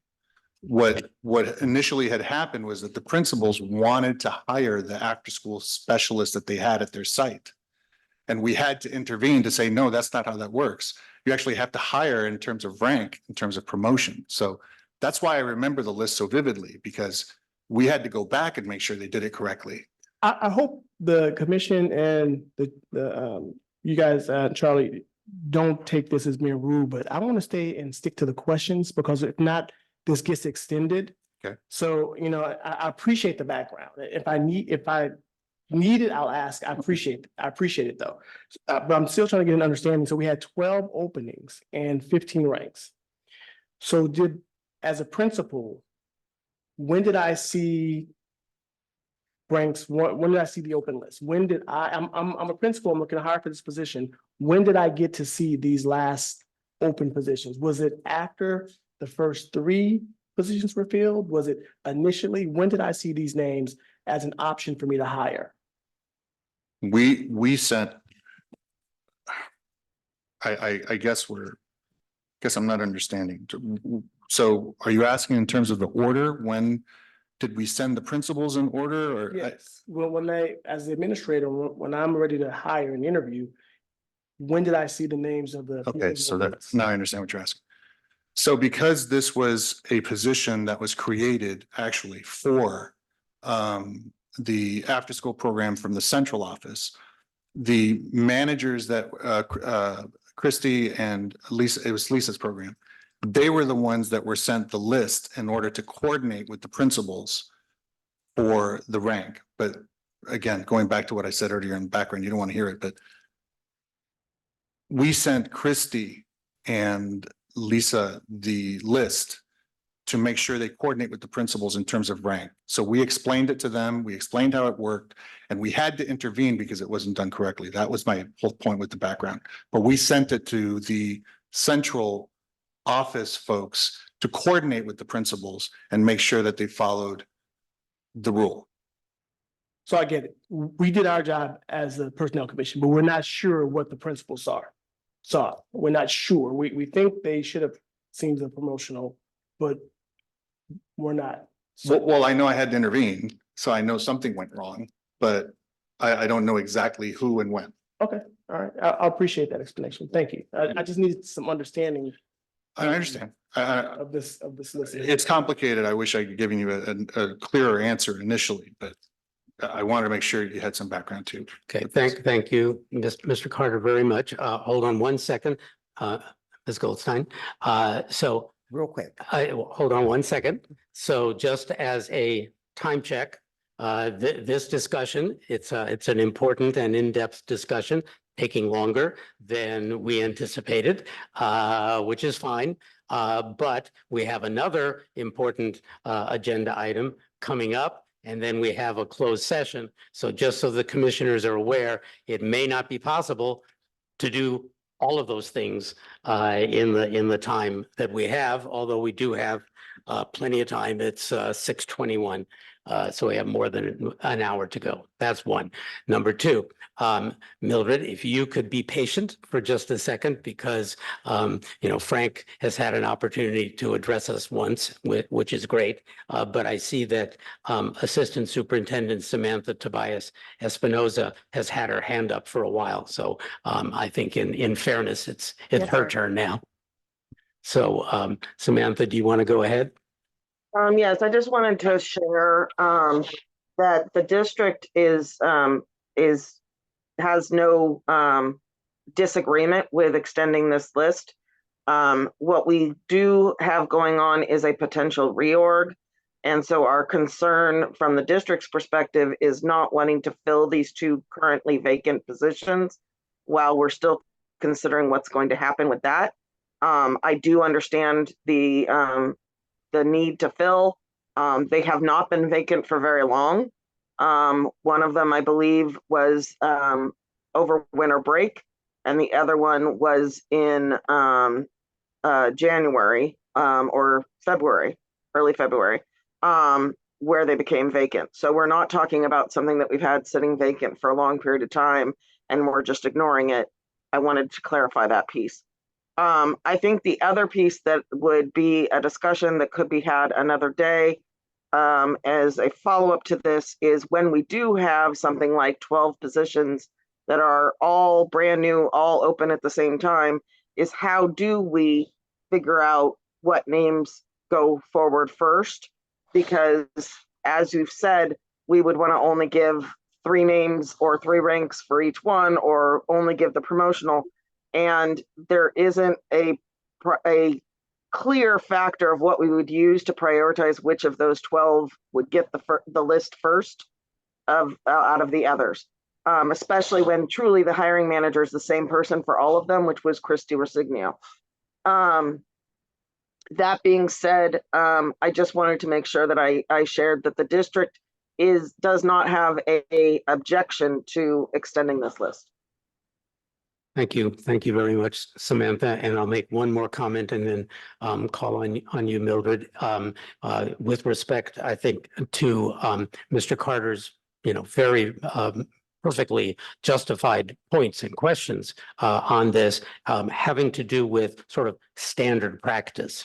And the only comment that I would make is that this particular hiring, and you weren't on the commission during that period, so you may not have quite as much background about it. This particular one was quite unusual because it was a brand new position. There were already people in a position that would then be able to be promoted into this position, which appear on this promotional list, and many of them were hired. And it's not common that you have 12 vacancies at 12 different elementary schools all on the same day, because it's a brand new position that's opening up. So just in terms of common practice, this doesn't happen very often. And I'm going to go back home after this meeting and look up the education code, because I'm pretty darn sure that although our rules don't talk about exactly how it's done, I think the education code gives a certain amount of flexibility when you have multiple positions. That's all. To Okay, that let me end- go with Commissioner Goldstein, and then thank you for being patient, Ms. Sher. There was one other dimension of this discussion that I'm not sure I'm remembering correctly. And that was in setting up, this new classification. I think a representation was made to the people who were in, the classification that was going away, that they actually would not have to test for the new position, right? That they would automatically be on an eligibility list. And maybe I'm remembering wrong. I don't think so. No? You're remembering wrong. Am I? We Okay. clarified, not only did we clarify, but the union clarified as well that they had to apply. But I think what you might be referring to, if memory serves, was, I think that Christie may have wanted to do that, but we said, no, they have to test, All right, so Yeah. these are all folks who tested. Yeah, they did. Okay, okay. I did have one other question for Assistant Superintendent Samantha, which is, I wish I had brought this report with me. The 221 School Board report has a bunch of long-term provisional roles -V for vacancy. So for these two roles that are vacant, is there a temporary person right now assigned to those roles? No. Well, all right, Mildred thinks no, and I don't know if Samantha is still on the call or not. And I wish I had brought the document. Okay, it may not be material. I will look it up while we're chatting. Great, thank you. Mildred, thank you for being so patient. I'm Go ahead. sorry, I just wanted to answer Ms. Goldstein because there isn't. We have really been on this whole situation with the coordinators and the specialists. So what I was going to come up here and suggest just real quickly is the fact that I could put in an agenda item for the next meeting so we can really discuss it, because there really is more to the whole process than what is just being stated today, because it also deals with the after-school coordinators and the after-school program specialists and work being taken away from BCC and given to that position. So there's just a lot of things that's going on that just affects this whole thing. So I just wanted to bring that to your attention, that we will be talking about it, because actually BCC is not in agreement with giving our work away to Local 21. Thank you. Thank you. Well, we have definitely found a lot of material on this item.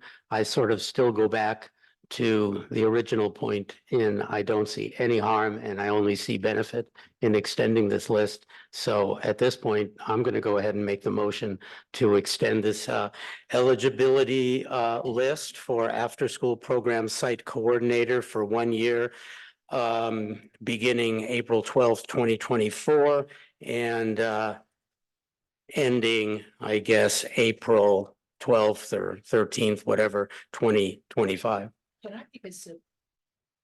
May I make Yeah. a subsidiary motion that, Depends if I accept it. well, right, that, we don't need to act on this yet. The list doesn't expire until mid-April.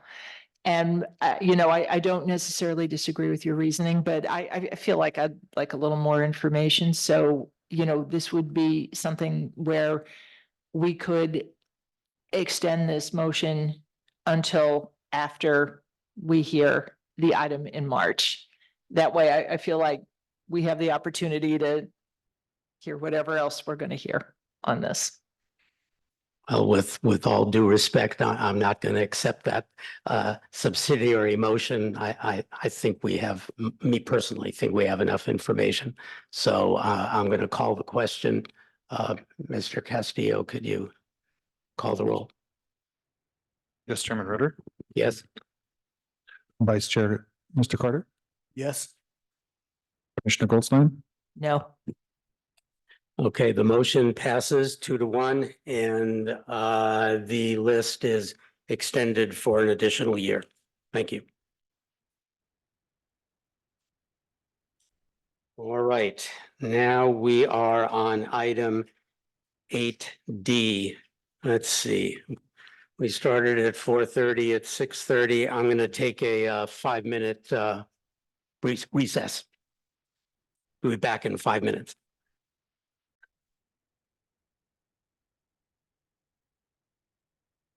Okay, the meeting will come to order again, and we are on item 8D, which is kind of a carryover from our last meeting regarding the high school custodial supervisor eligibility list.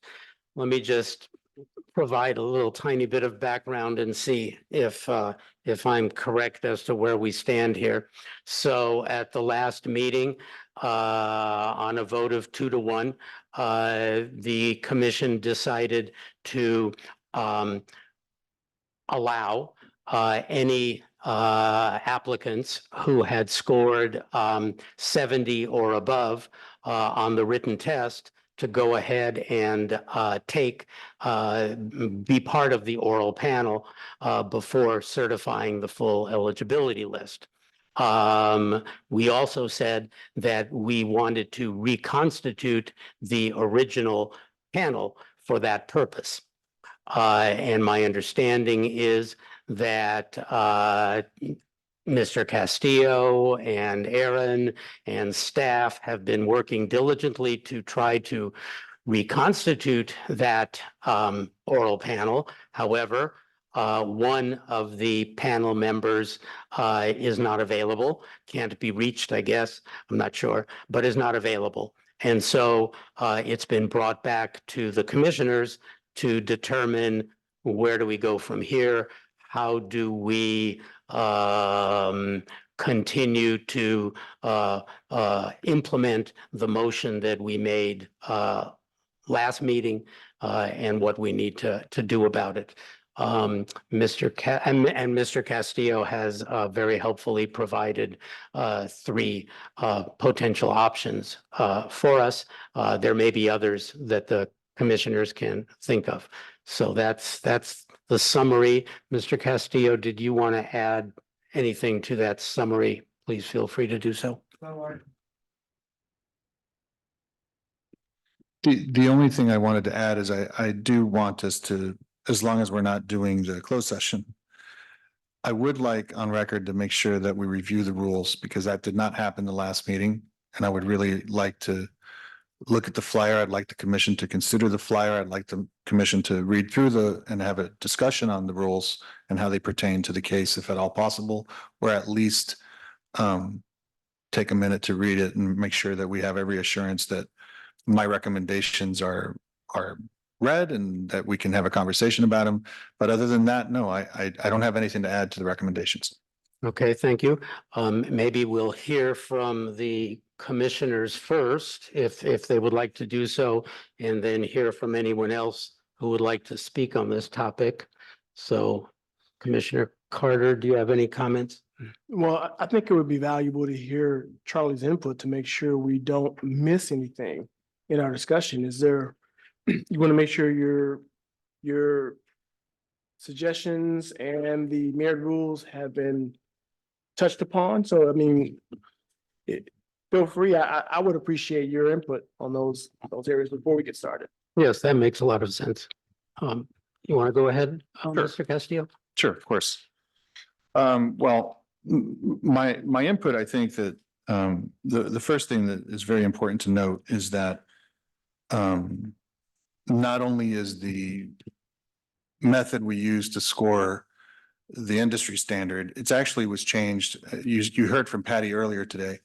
What she didn't mention was that she actually moved it away from 70 back in 2017. So the representation that this is the way it's always been done is not accurate. That's very important for you to note, because this is the way I didn't change it. I didn't get here and change it. It's been changed since 2017. The second thing that is important to note is that this is based on method, it's based on law, and it's based on science. This is not an arbitrary thing that we just come up with, or that it's done in a silo or any of those things. There's a lot of thought, and there's a lot of methodology, and there's a lot of research that goes into doing what we do. Thirdly, despite opinion, I think if you looked at the results of our work and you only looked at the results of our work, you would see that their promotion numbers have almost doubled, that our hire numbers have increased significantly, that our applicant pools are representative of tremendous diversity. And I say all this because what my team does and their efforts are very, very valuable to this conversation. And I say that because if we are going to change something, it's important to note all the work that the staff does, all the folks that are promoted, all of the methodologies and things that go into what we do as important.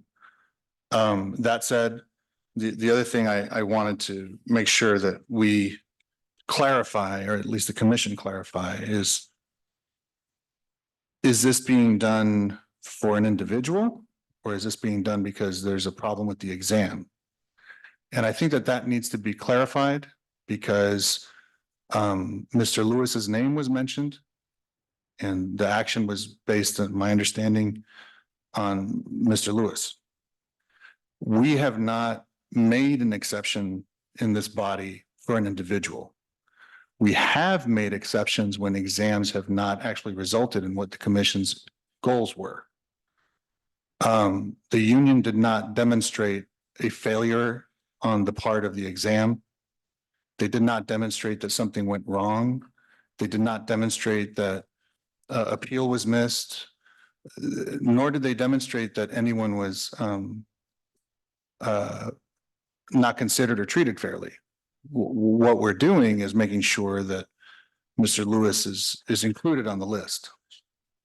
That said, I think that we are where we are, and it's my role to not just make sure that I said everything we said and that the rules are followed, but one very, very important thing just to consider in terms of my recommendations are if we keep the two raters, and again, this is just consequences. This is what the commission needs to consider in terms of information. If we keep the two raters, the fair thing to do is to rescore everyone with those two raters and eliminate that third rater that can't come. And the reason for that is I want to make sure everyone is rated according to the two raters that remain. That would be the fair thing to do. The other fair thing to do would be to bring in new raters and re-rate and include Mr. Lewis. If that's the commission's desire, we can do that. Lastly, it's just the third recommendation is to do a new exam. I mean, clearly there were concerns regarding promotions. In this particular case, it is absolutely the commission's directive and prerogative to say, we don't like the way this exam was conducted. We'd like you to do it again. That's definitely something that we can do. I have heard feedback from employees, principals, administrators who have all expressed concerns that an exception for one individual was made. I'd like to reassure the classified staff that this is not an exception made for one individual, but rather that there's a desire for the exam to be done a different way. So I'm hoping all of those points are taken into consideration. And that's all. I think that my staff and I are willing to do whatever we need to do. Despite what folks might have said, we did try to reach out to that third rater. I can give the commission every assurance that, we asked and they didn't come back. And I can only speculate that, we don't pay these raters. They come of their own free time. And this person is from out of town. Maybe he was busy. He didn't give an answer. But these are things that happen when we get a rater and we ask them to come back and they don't have time. It's really just a goodwill gesture. So we'll do whatever we can to move forward with what the commission wants to do moving forward, and we'll do everything we can. Thanks. Thank you. Thank you, Mr. Castillo. Let me just, I want to address probably one, maybe two comments. And that is, from my point of view, the way I voted and the way I think I've expressed myself at each of these meetings is that this has nothing to do with one individual, first of all. And I don't see this as an appeal by that one individual. I see it as a request by the union based on various reasons that there was a problem with this particular recruitment and this particular examination process.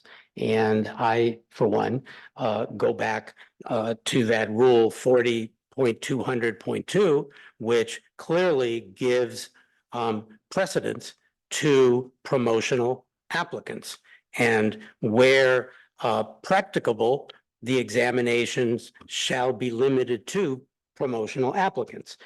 So, and I understand the where practicable aspect of it. So to my mind, in terms of lowering the score is a different discussion.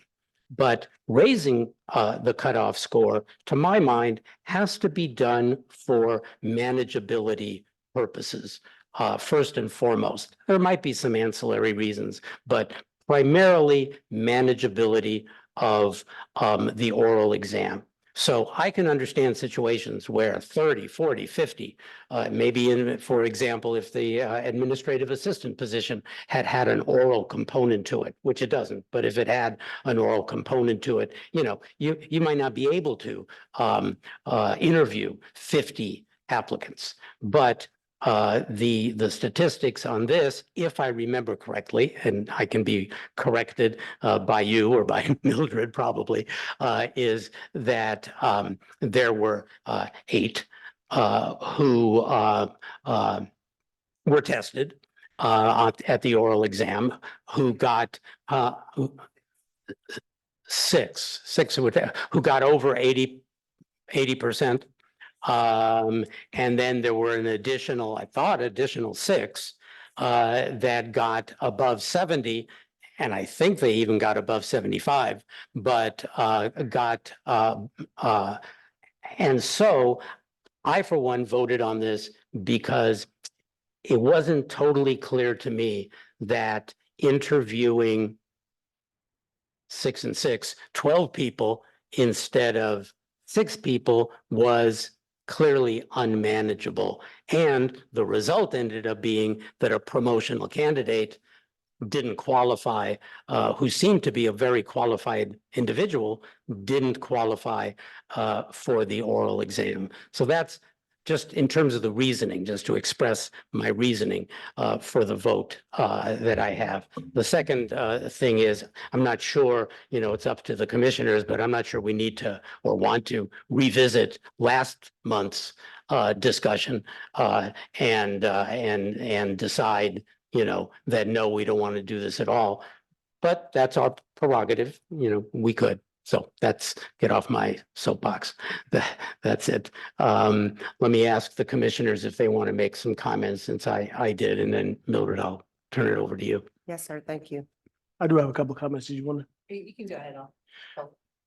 So I did want to address, Charlie, I want to make sure you hear, at least from me, I don't think this is this topic is a personal or departmental attack or judgment on your department or how you ran the test.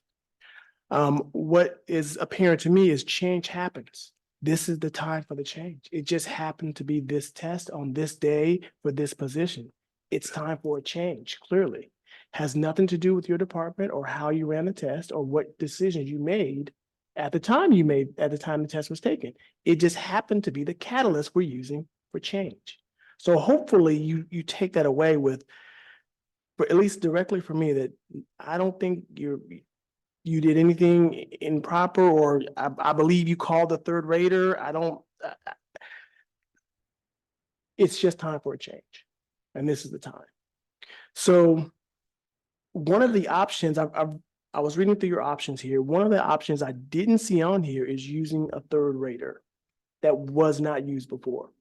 So I can't profess to being an expert at the merit rules, but I did have the benefit of the union and the reps reviewing the rules, and there's nothing in our own rules that would prohibit us from getting a third rater for the remainder of these applicants.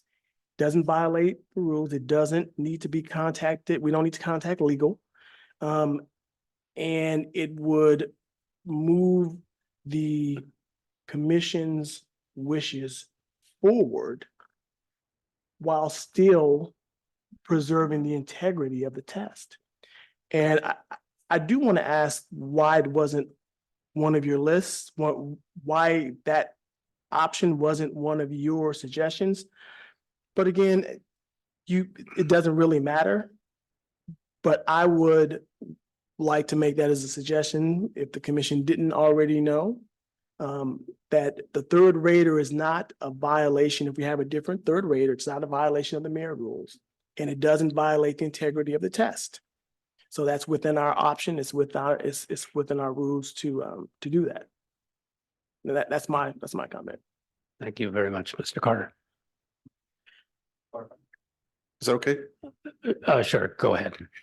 Yeah, I think we're saying the same thing. I think a third panelist would constitute a new panel. So Would I don't constitute think we what? disagree.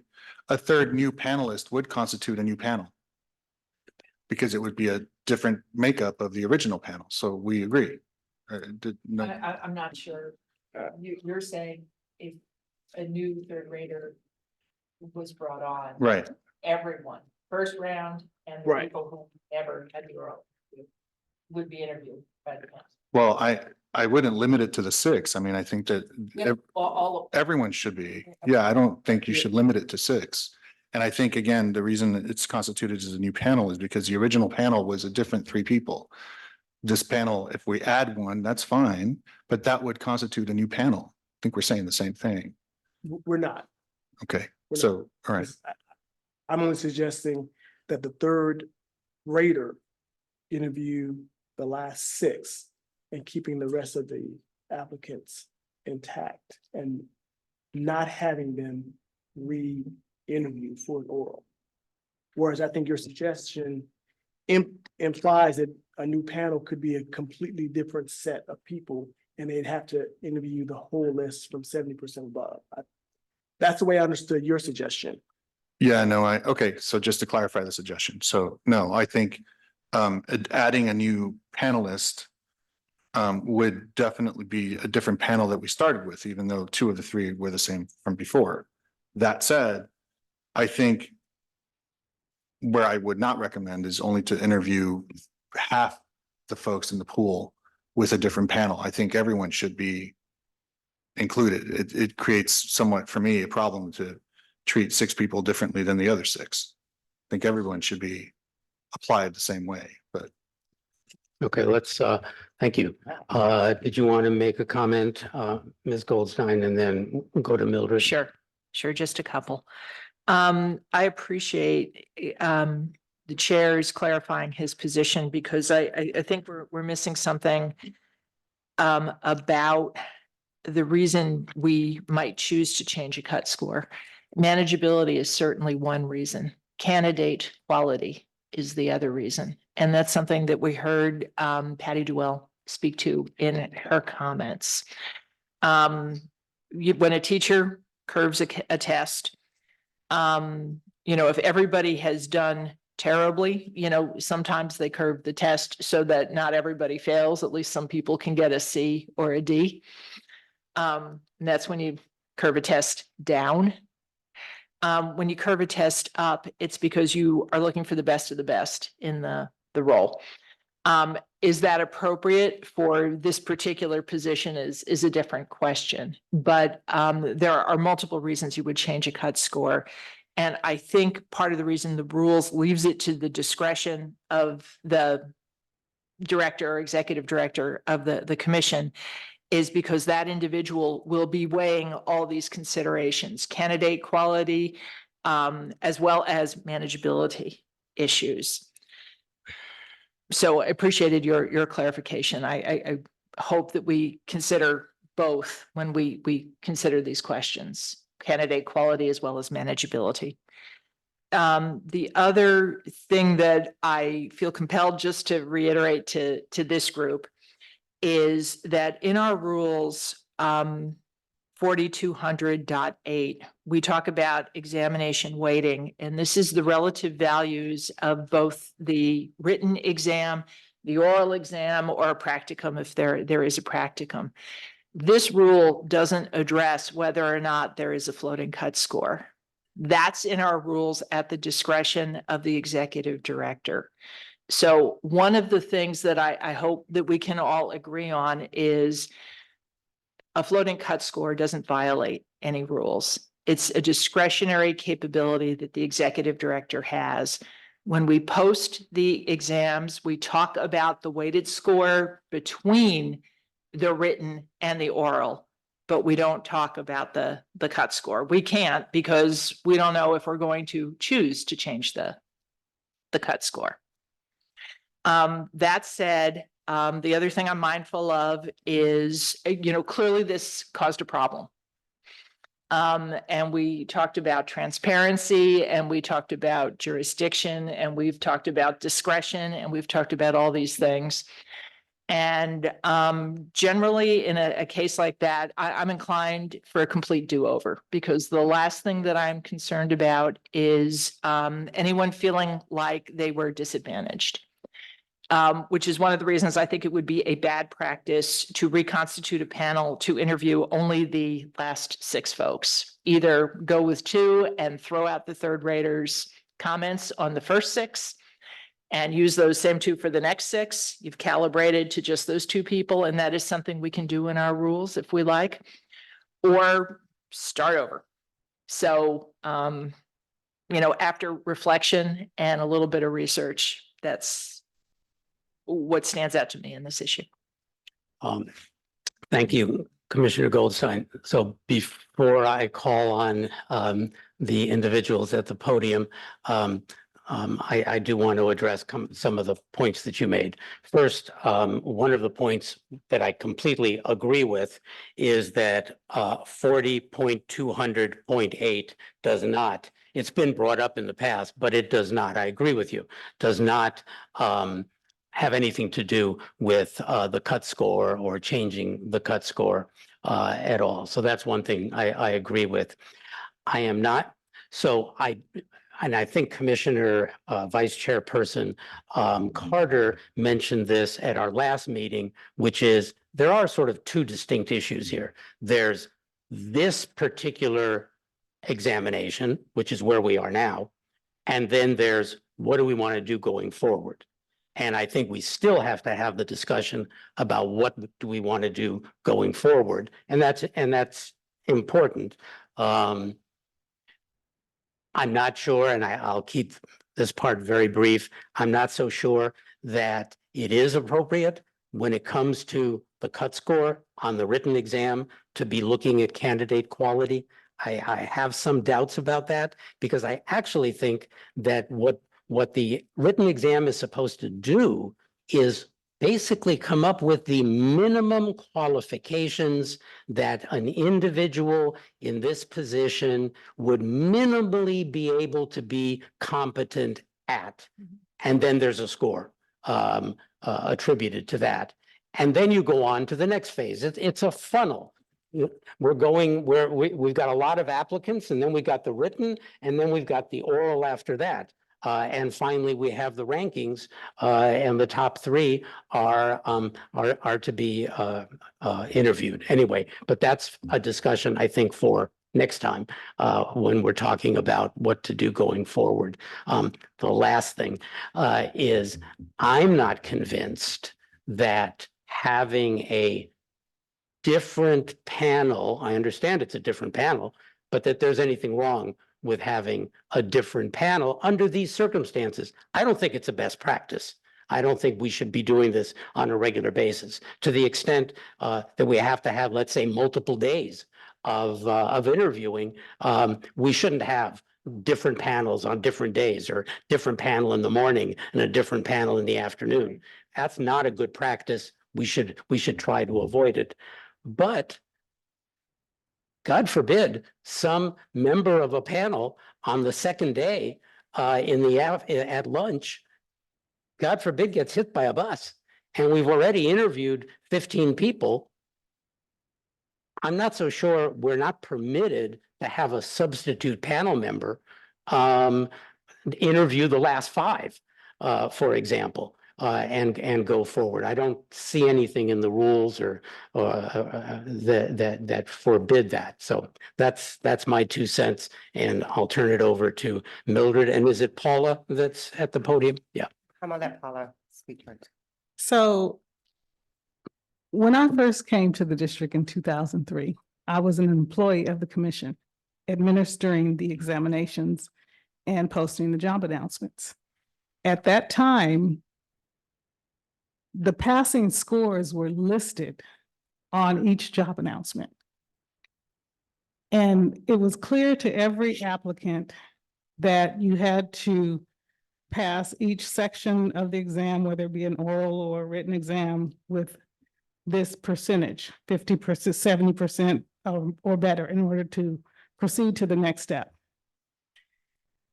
And then when NCLB came around, and I remember this because after NCLB, the examinations for staff to keep their jobs became very tough for me, because I shared information about how the exams were given, and I became a target.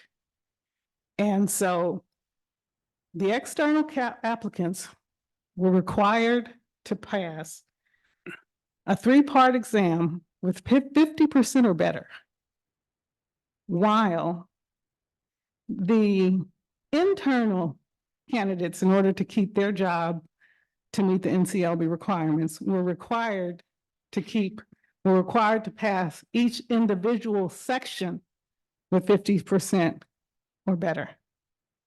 So you can imagine how unfair that was for those staff, the employees of the district, who were at risk of losing their jobs at the time. And it wasn't 50%, it was 70%.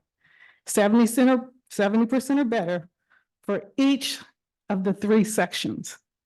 And when I shared the fact that external applicants had a better advantage over the internal applicants, I became a target. And the result of me sharing that information was that it got down to the last 6 employees who had to pass that test. And when I shared that information, the district, what's the word I'm looking for?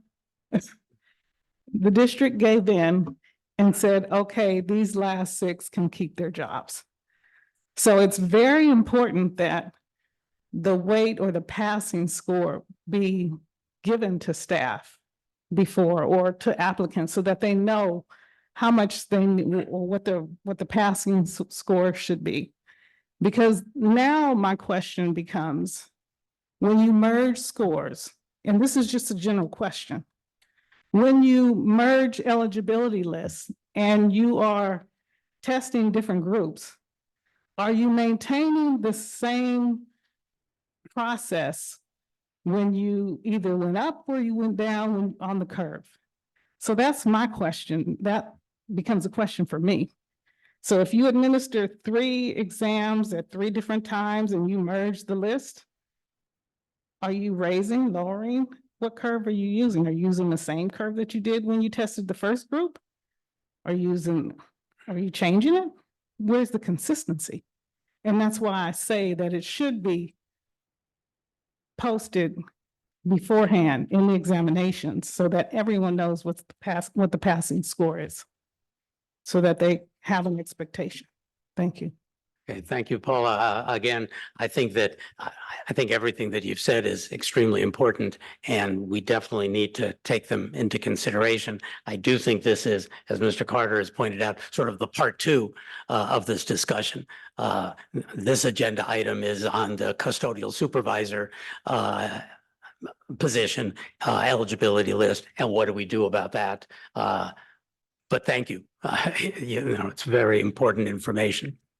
So thank you. What I would like to say, especially with this being a public forum where anybody can go back and review what has been said or what has been done, I want to make it very clear to all of our BCCE members who may be on screen or who may go back and listen to the YouTube video later, that we don't come up here to fight for a particular person.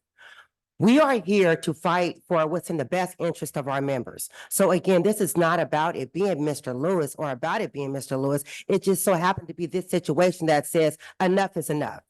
We're here to say enough is enough where our members are not having the opportunity or an opportunity is being taken away from them. This is about us not understanding the process, the practice. Again, and it just so happens Mr. Lewis scored a 77, which we all know is a passing score. So I don't ever want our members to ever think that we are up here just fighting for a particular person. We have 2 other members that are considered promotional on that list. We are not trying to take it away from them. We congratulate them. And we also want to give another member of ours an opportunity at promotion, because that is what being a merit district is all about.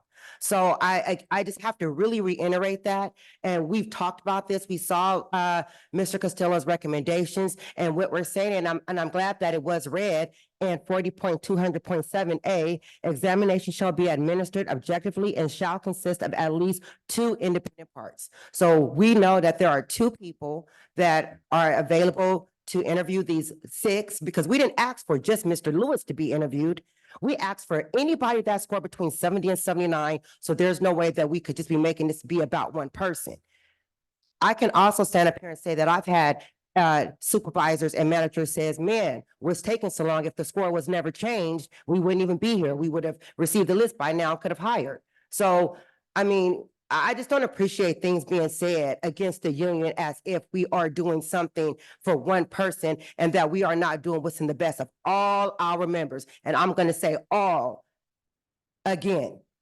With that being said, we're okay with this taking the 2 people that are available to interview the next 6, score it, and then just combine the list. At the end of the day, all we're asking for is our promotional employees to have an opportunity. The list will consist of 3 promotional people. And what we are constantly pushing is promoting within. Not a name, not a person, but our members have an opportunity at promotion. Thank you. Thank you, Mildred. And let's keep the temperature down. I don't think there's anyone is being personally attacked, or even the union being personally attacked.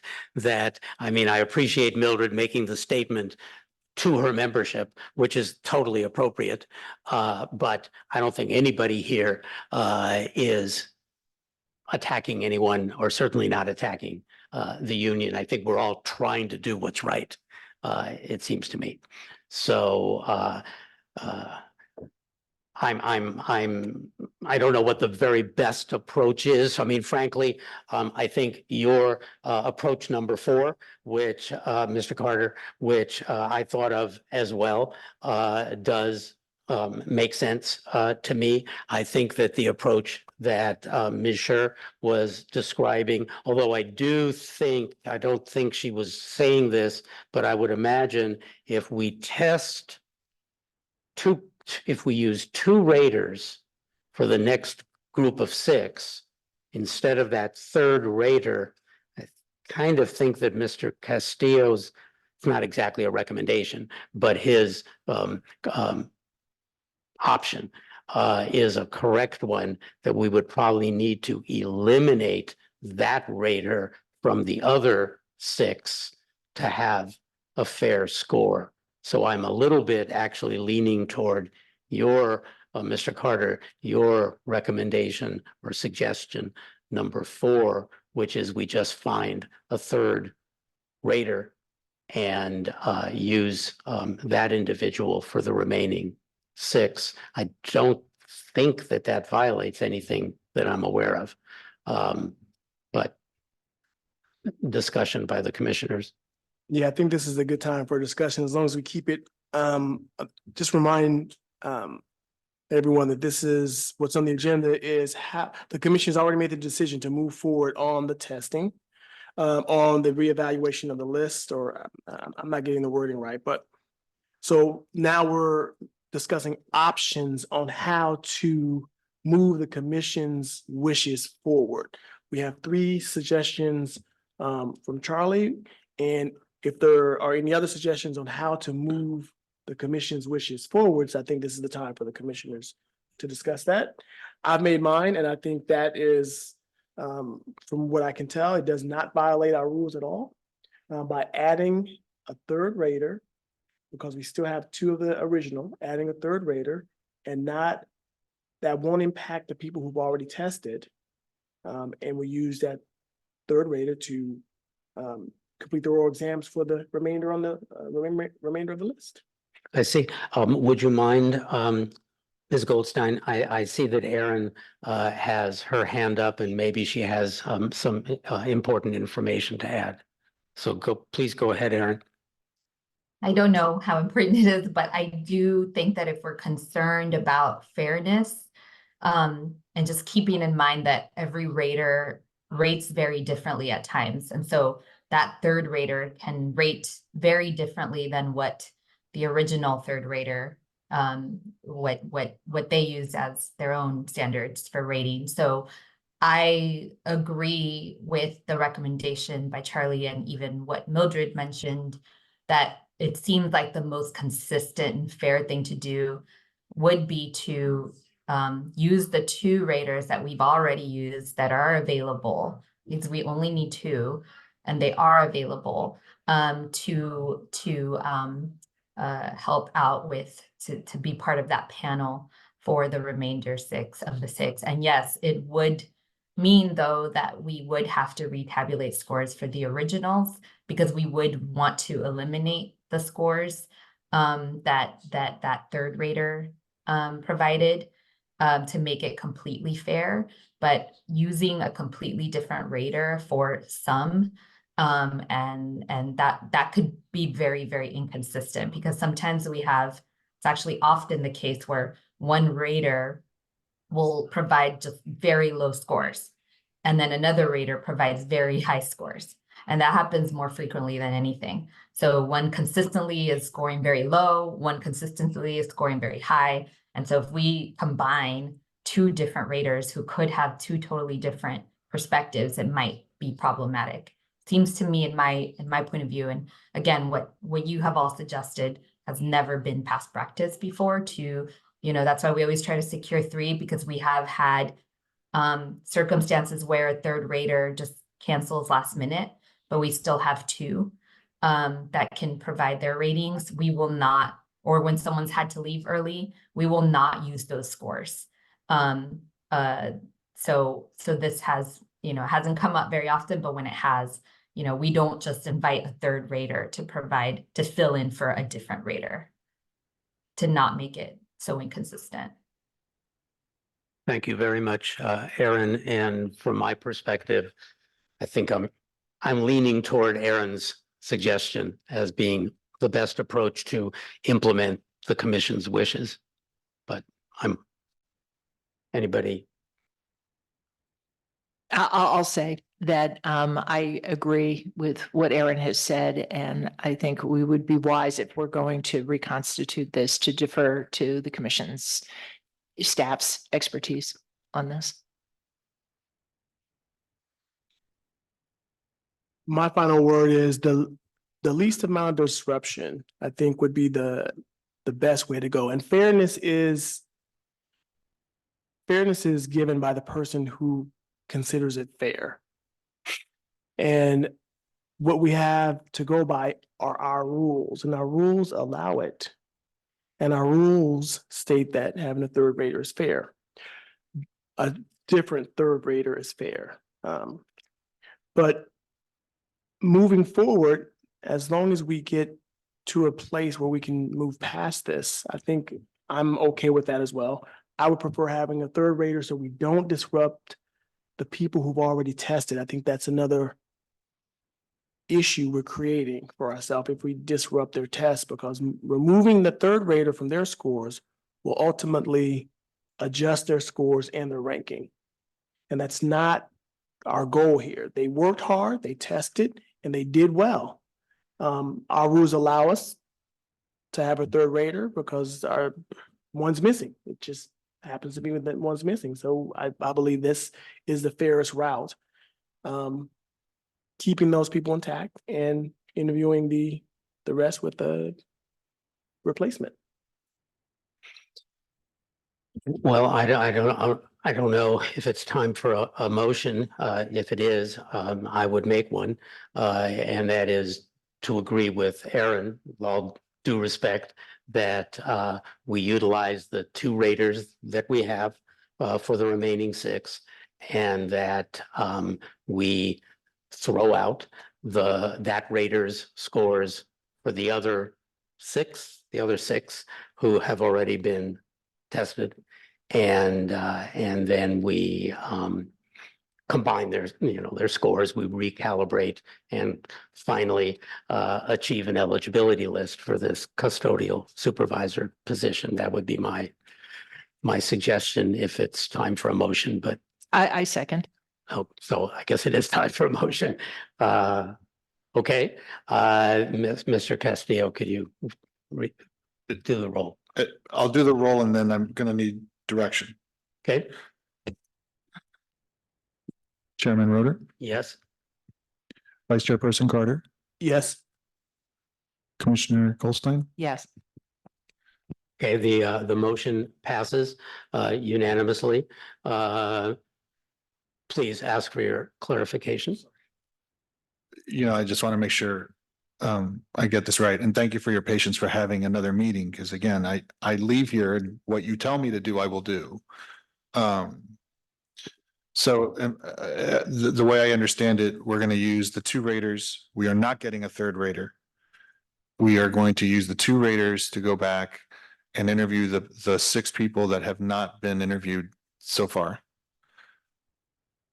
Are we rescoring the other 6 or just the 6 that we're trying to reach? We're rescoring everybody. Everyone. Okay, so the 12, the pool of the 12 will now be re-rated with the 2 raters that remain.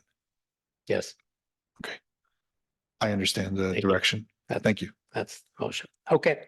I think this item is done. But there is, we're gonna delete the scores. Delete the score of that rater who's not available, and then recalibrate everybody's score based on the 2 remaining raters. Yes, test the 6 for the first time. Okay. All right. So again, it being 7:20 now, I think we need a motion to defer the closed session to our next meeting. And I would suggest that we place it at the top of the next meeting so that we're absolutely sure that it gets accomplished. I'd second that. Okay, I I made second the that. motion. All those in favor say yes. Yes, okay, passes unanimously. And now we have our 15 minutes for our final public comment period. Anyone want to make a public comment? I will. I'd like to make a public comment. Yes, please. I just want to appreciate you, Chairman, for keeping us on time. I mean, it's a small thing, but it's really not. It takes concentration and Thank you. focus. I do appreciate it. I'm glad you appreciate it and not oppose it. Yes, please. Didn't get a chance to meet her, but our communication chair was here earlier from our executive board, Ms. Shawn Jackson. She was here. She was really impressed with the way you run the meeting and how you make people stay on topic. And not just go on and on and on and on. So she just wanted me to tell you thank you because she's actually using that tool in our exec board meeting. So Well, I Thank you. appreciate that. Sometimes I feel that I've come down a little too hard on everybody and not let everybody say what they want to say. And I try not to do that. I try to have everybody have an opportunity to speak their piece and to give us the information that we need. Yes, Frank, please. Real quick, I'll make this quick. Last week you brought up several times this week, 40.200.2. I actually printed it out. I wanted to speak on it earlier. I just want to recognize, that you brought it up, and I will speak on it next meeting. I think we're kind of late now. I won't speak on it now, but I think as we should revisit this and maybe going forward, look at the section and see if we could apply it, or see how we could apply it going forward. And that's the doing promotions only, where it's practical or practicable. Right? Great, thank you. Thank you. Okay, I'm not seeing anyone with their hands up on Zoom. In which case, any final comments from the commissioners? Otherwise, we'll call the meeting adjourned. Thank you. Next meeting would be, just so we're clear. Yes, so that we're clear. Who's got that? March, I believe it's March 27th, but let me just double check. Thank you, Commissioner Goldstein. Let's see. March 27th, thank you. 327. Did you want to public speak? Sure. Oh, wait, Oh, I didn't know you guys were closed. Chairman Roder, did you Oh, want to unadjourn? the yeah, you meeting? can. I just wanted to check on that. March 22nd. 7th, sorry. Oh, yes, good. Thank you. 7th. 20, because I'm not available. I'll be on an airplane on March 22nd. Sorry if I missed. March 27th. 7, yeah. Yes, that is the next meeting, March 27th, 4:30 PM. Yes, sir. Good evening and thank you for being here. As you guys know, I don't attend a lot of meetings, but one of the things I heard tonight was you were talking about the step process. You can see that I'm old school, been around for a while. So when I came here to Berkeley, I was qualified. I had a certificate, I've got a bachelor's degree, I've got years of experience. And I was hired for a position coming from another company at the same position. And at the time, I asked my supervisor, hey, do I get more money with my experience and stuff? I've been around the horn a little bit. She said, no. So I took a pay cut. Okay. I commute from East County. It's a hardship for me with a pay cut, but I still did it. I've been here for 5 years. So I think that clarity that we were talking about earlier would be beneficial for people like me, new people coming in. We're talking about the Mr. Ruiz. Nothing, I have nothing personal. I don't even know the guy. But I can honestly say that if you don't see the value of where you're going and you don't have the vision of what you want to do,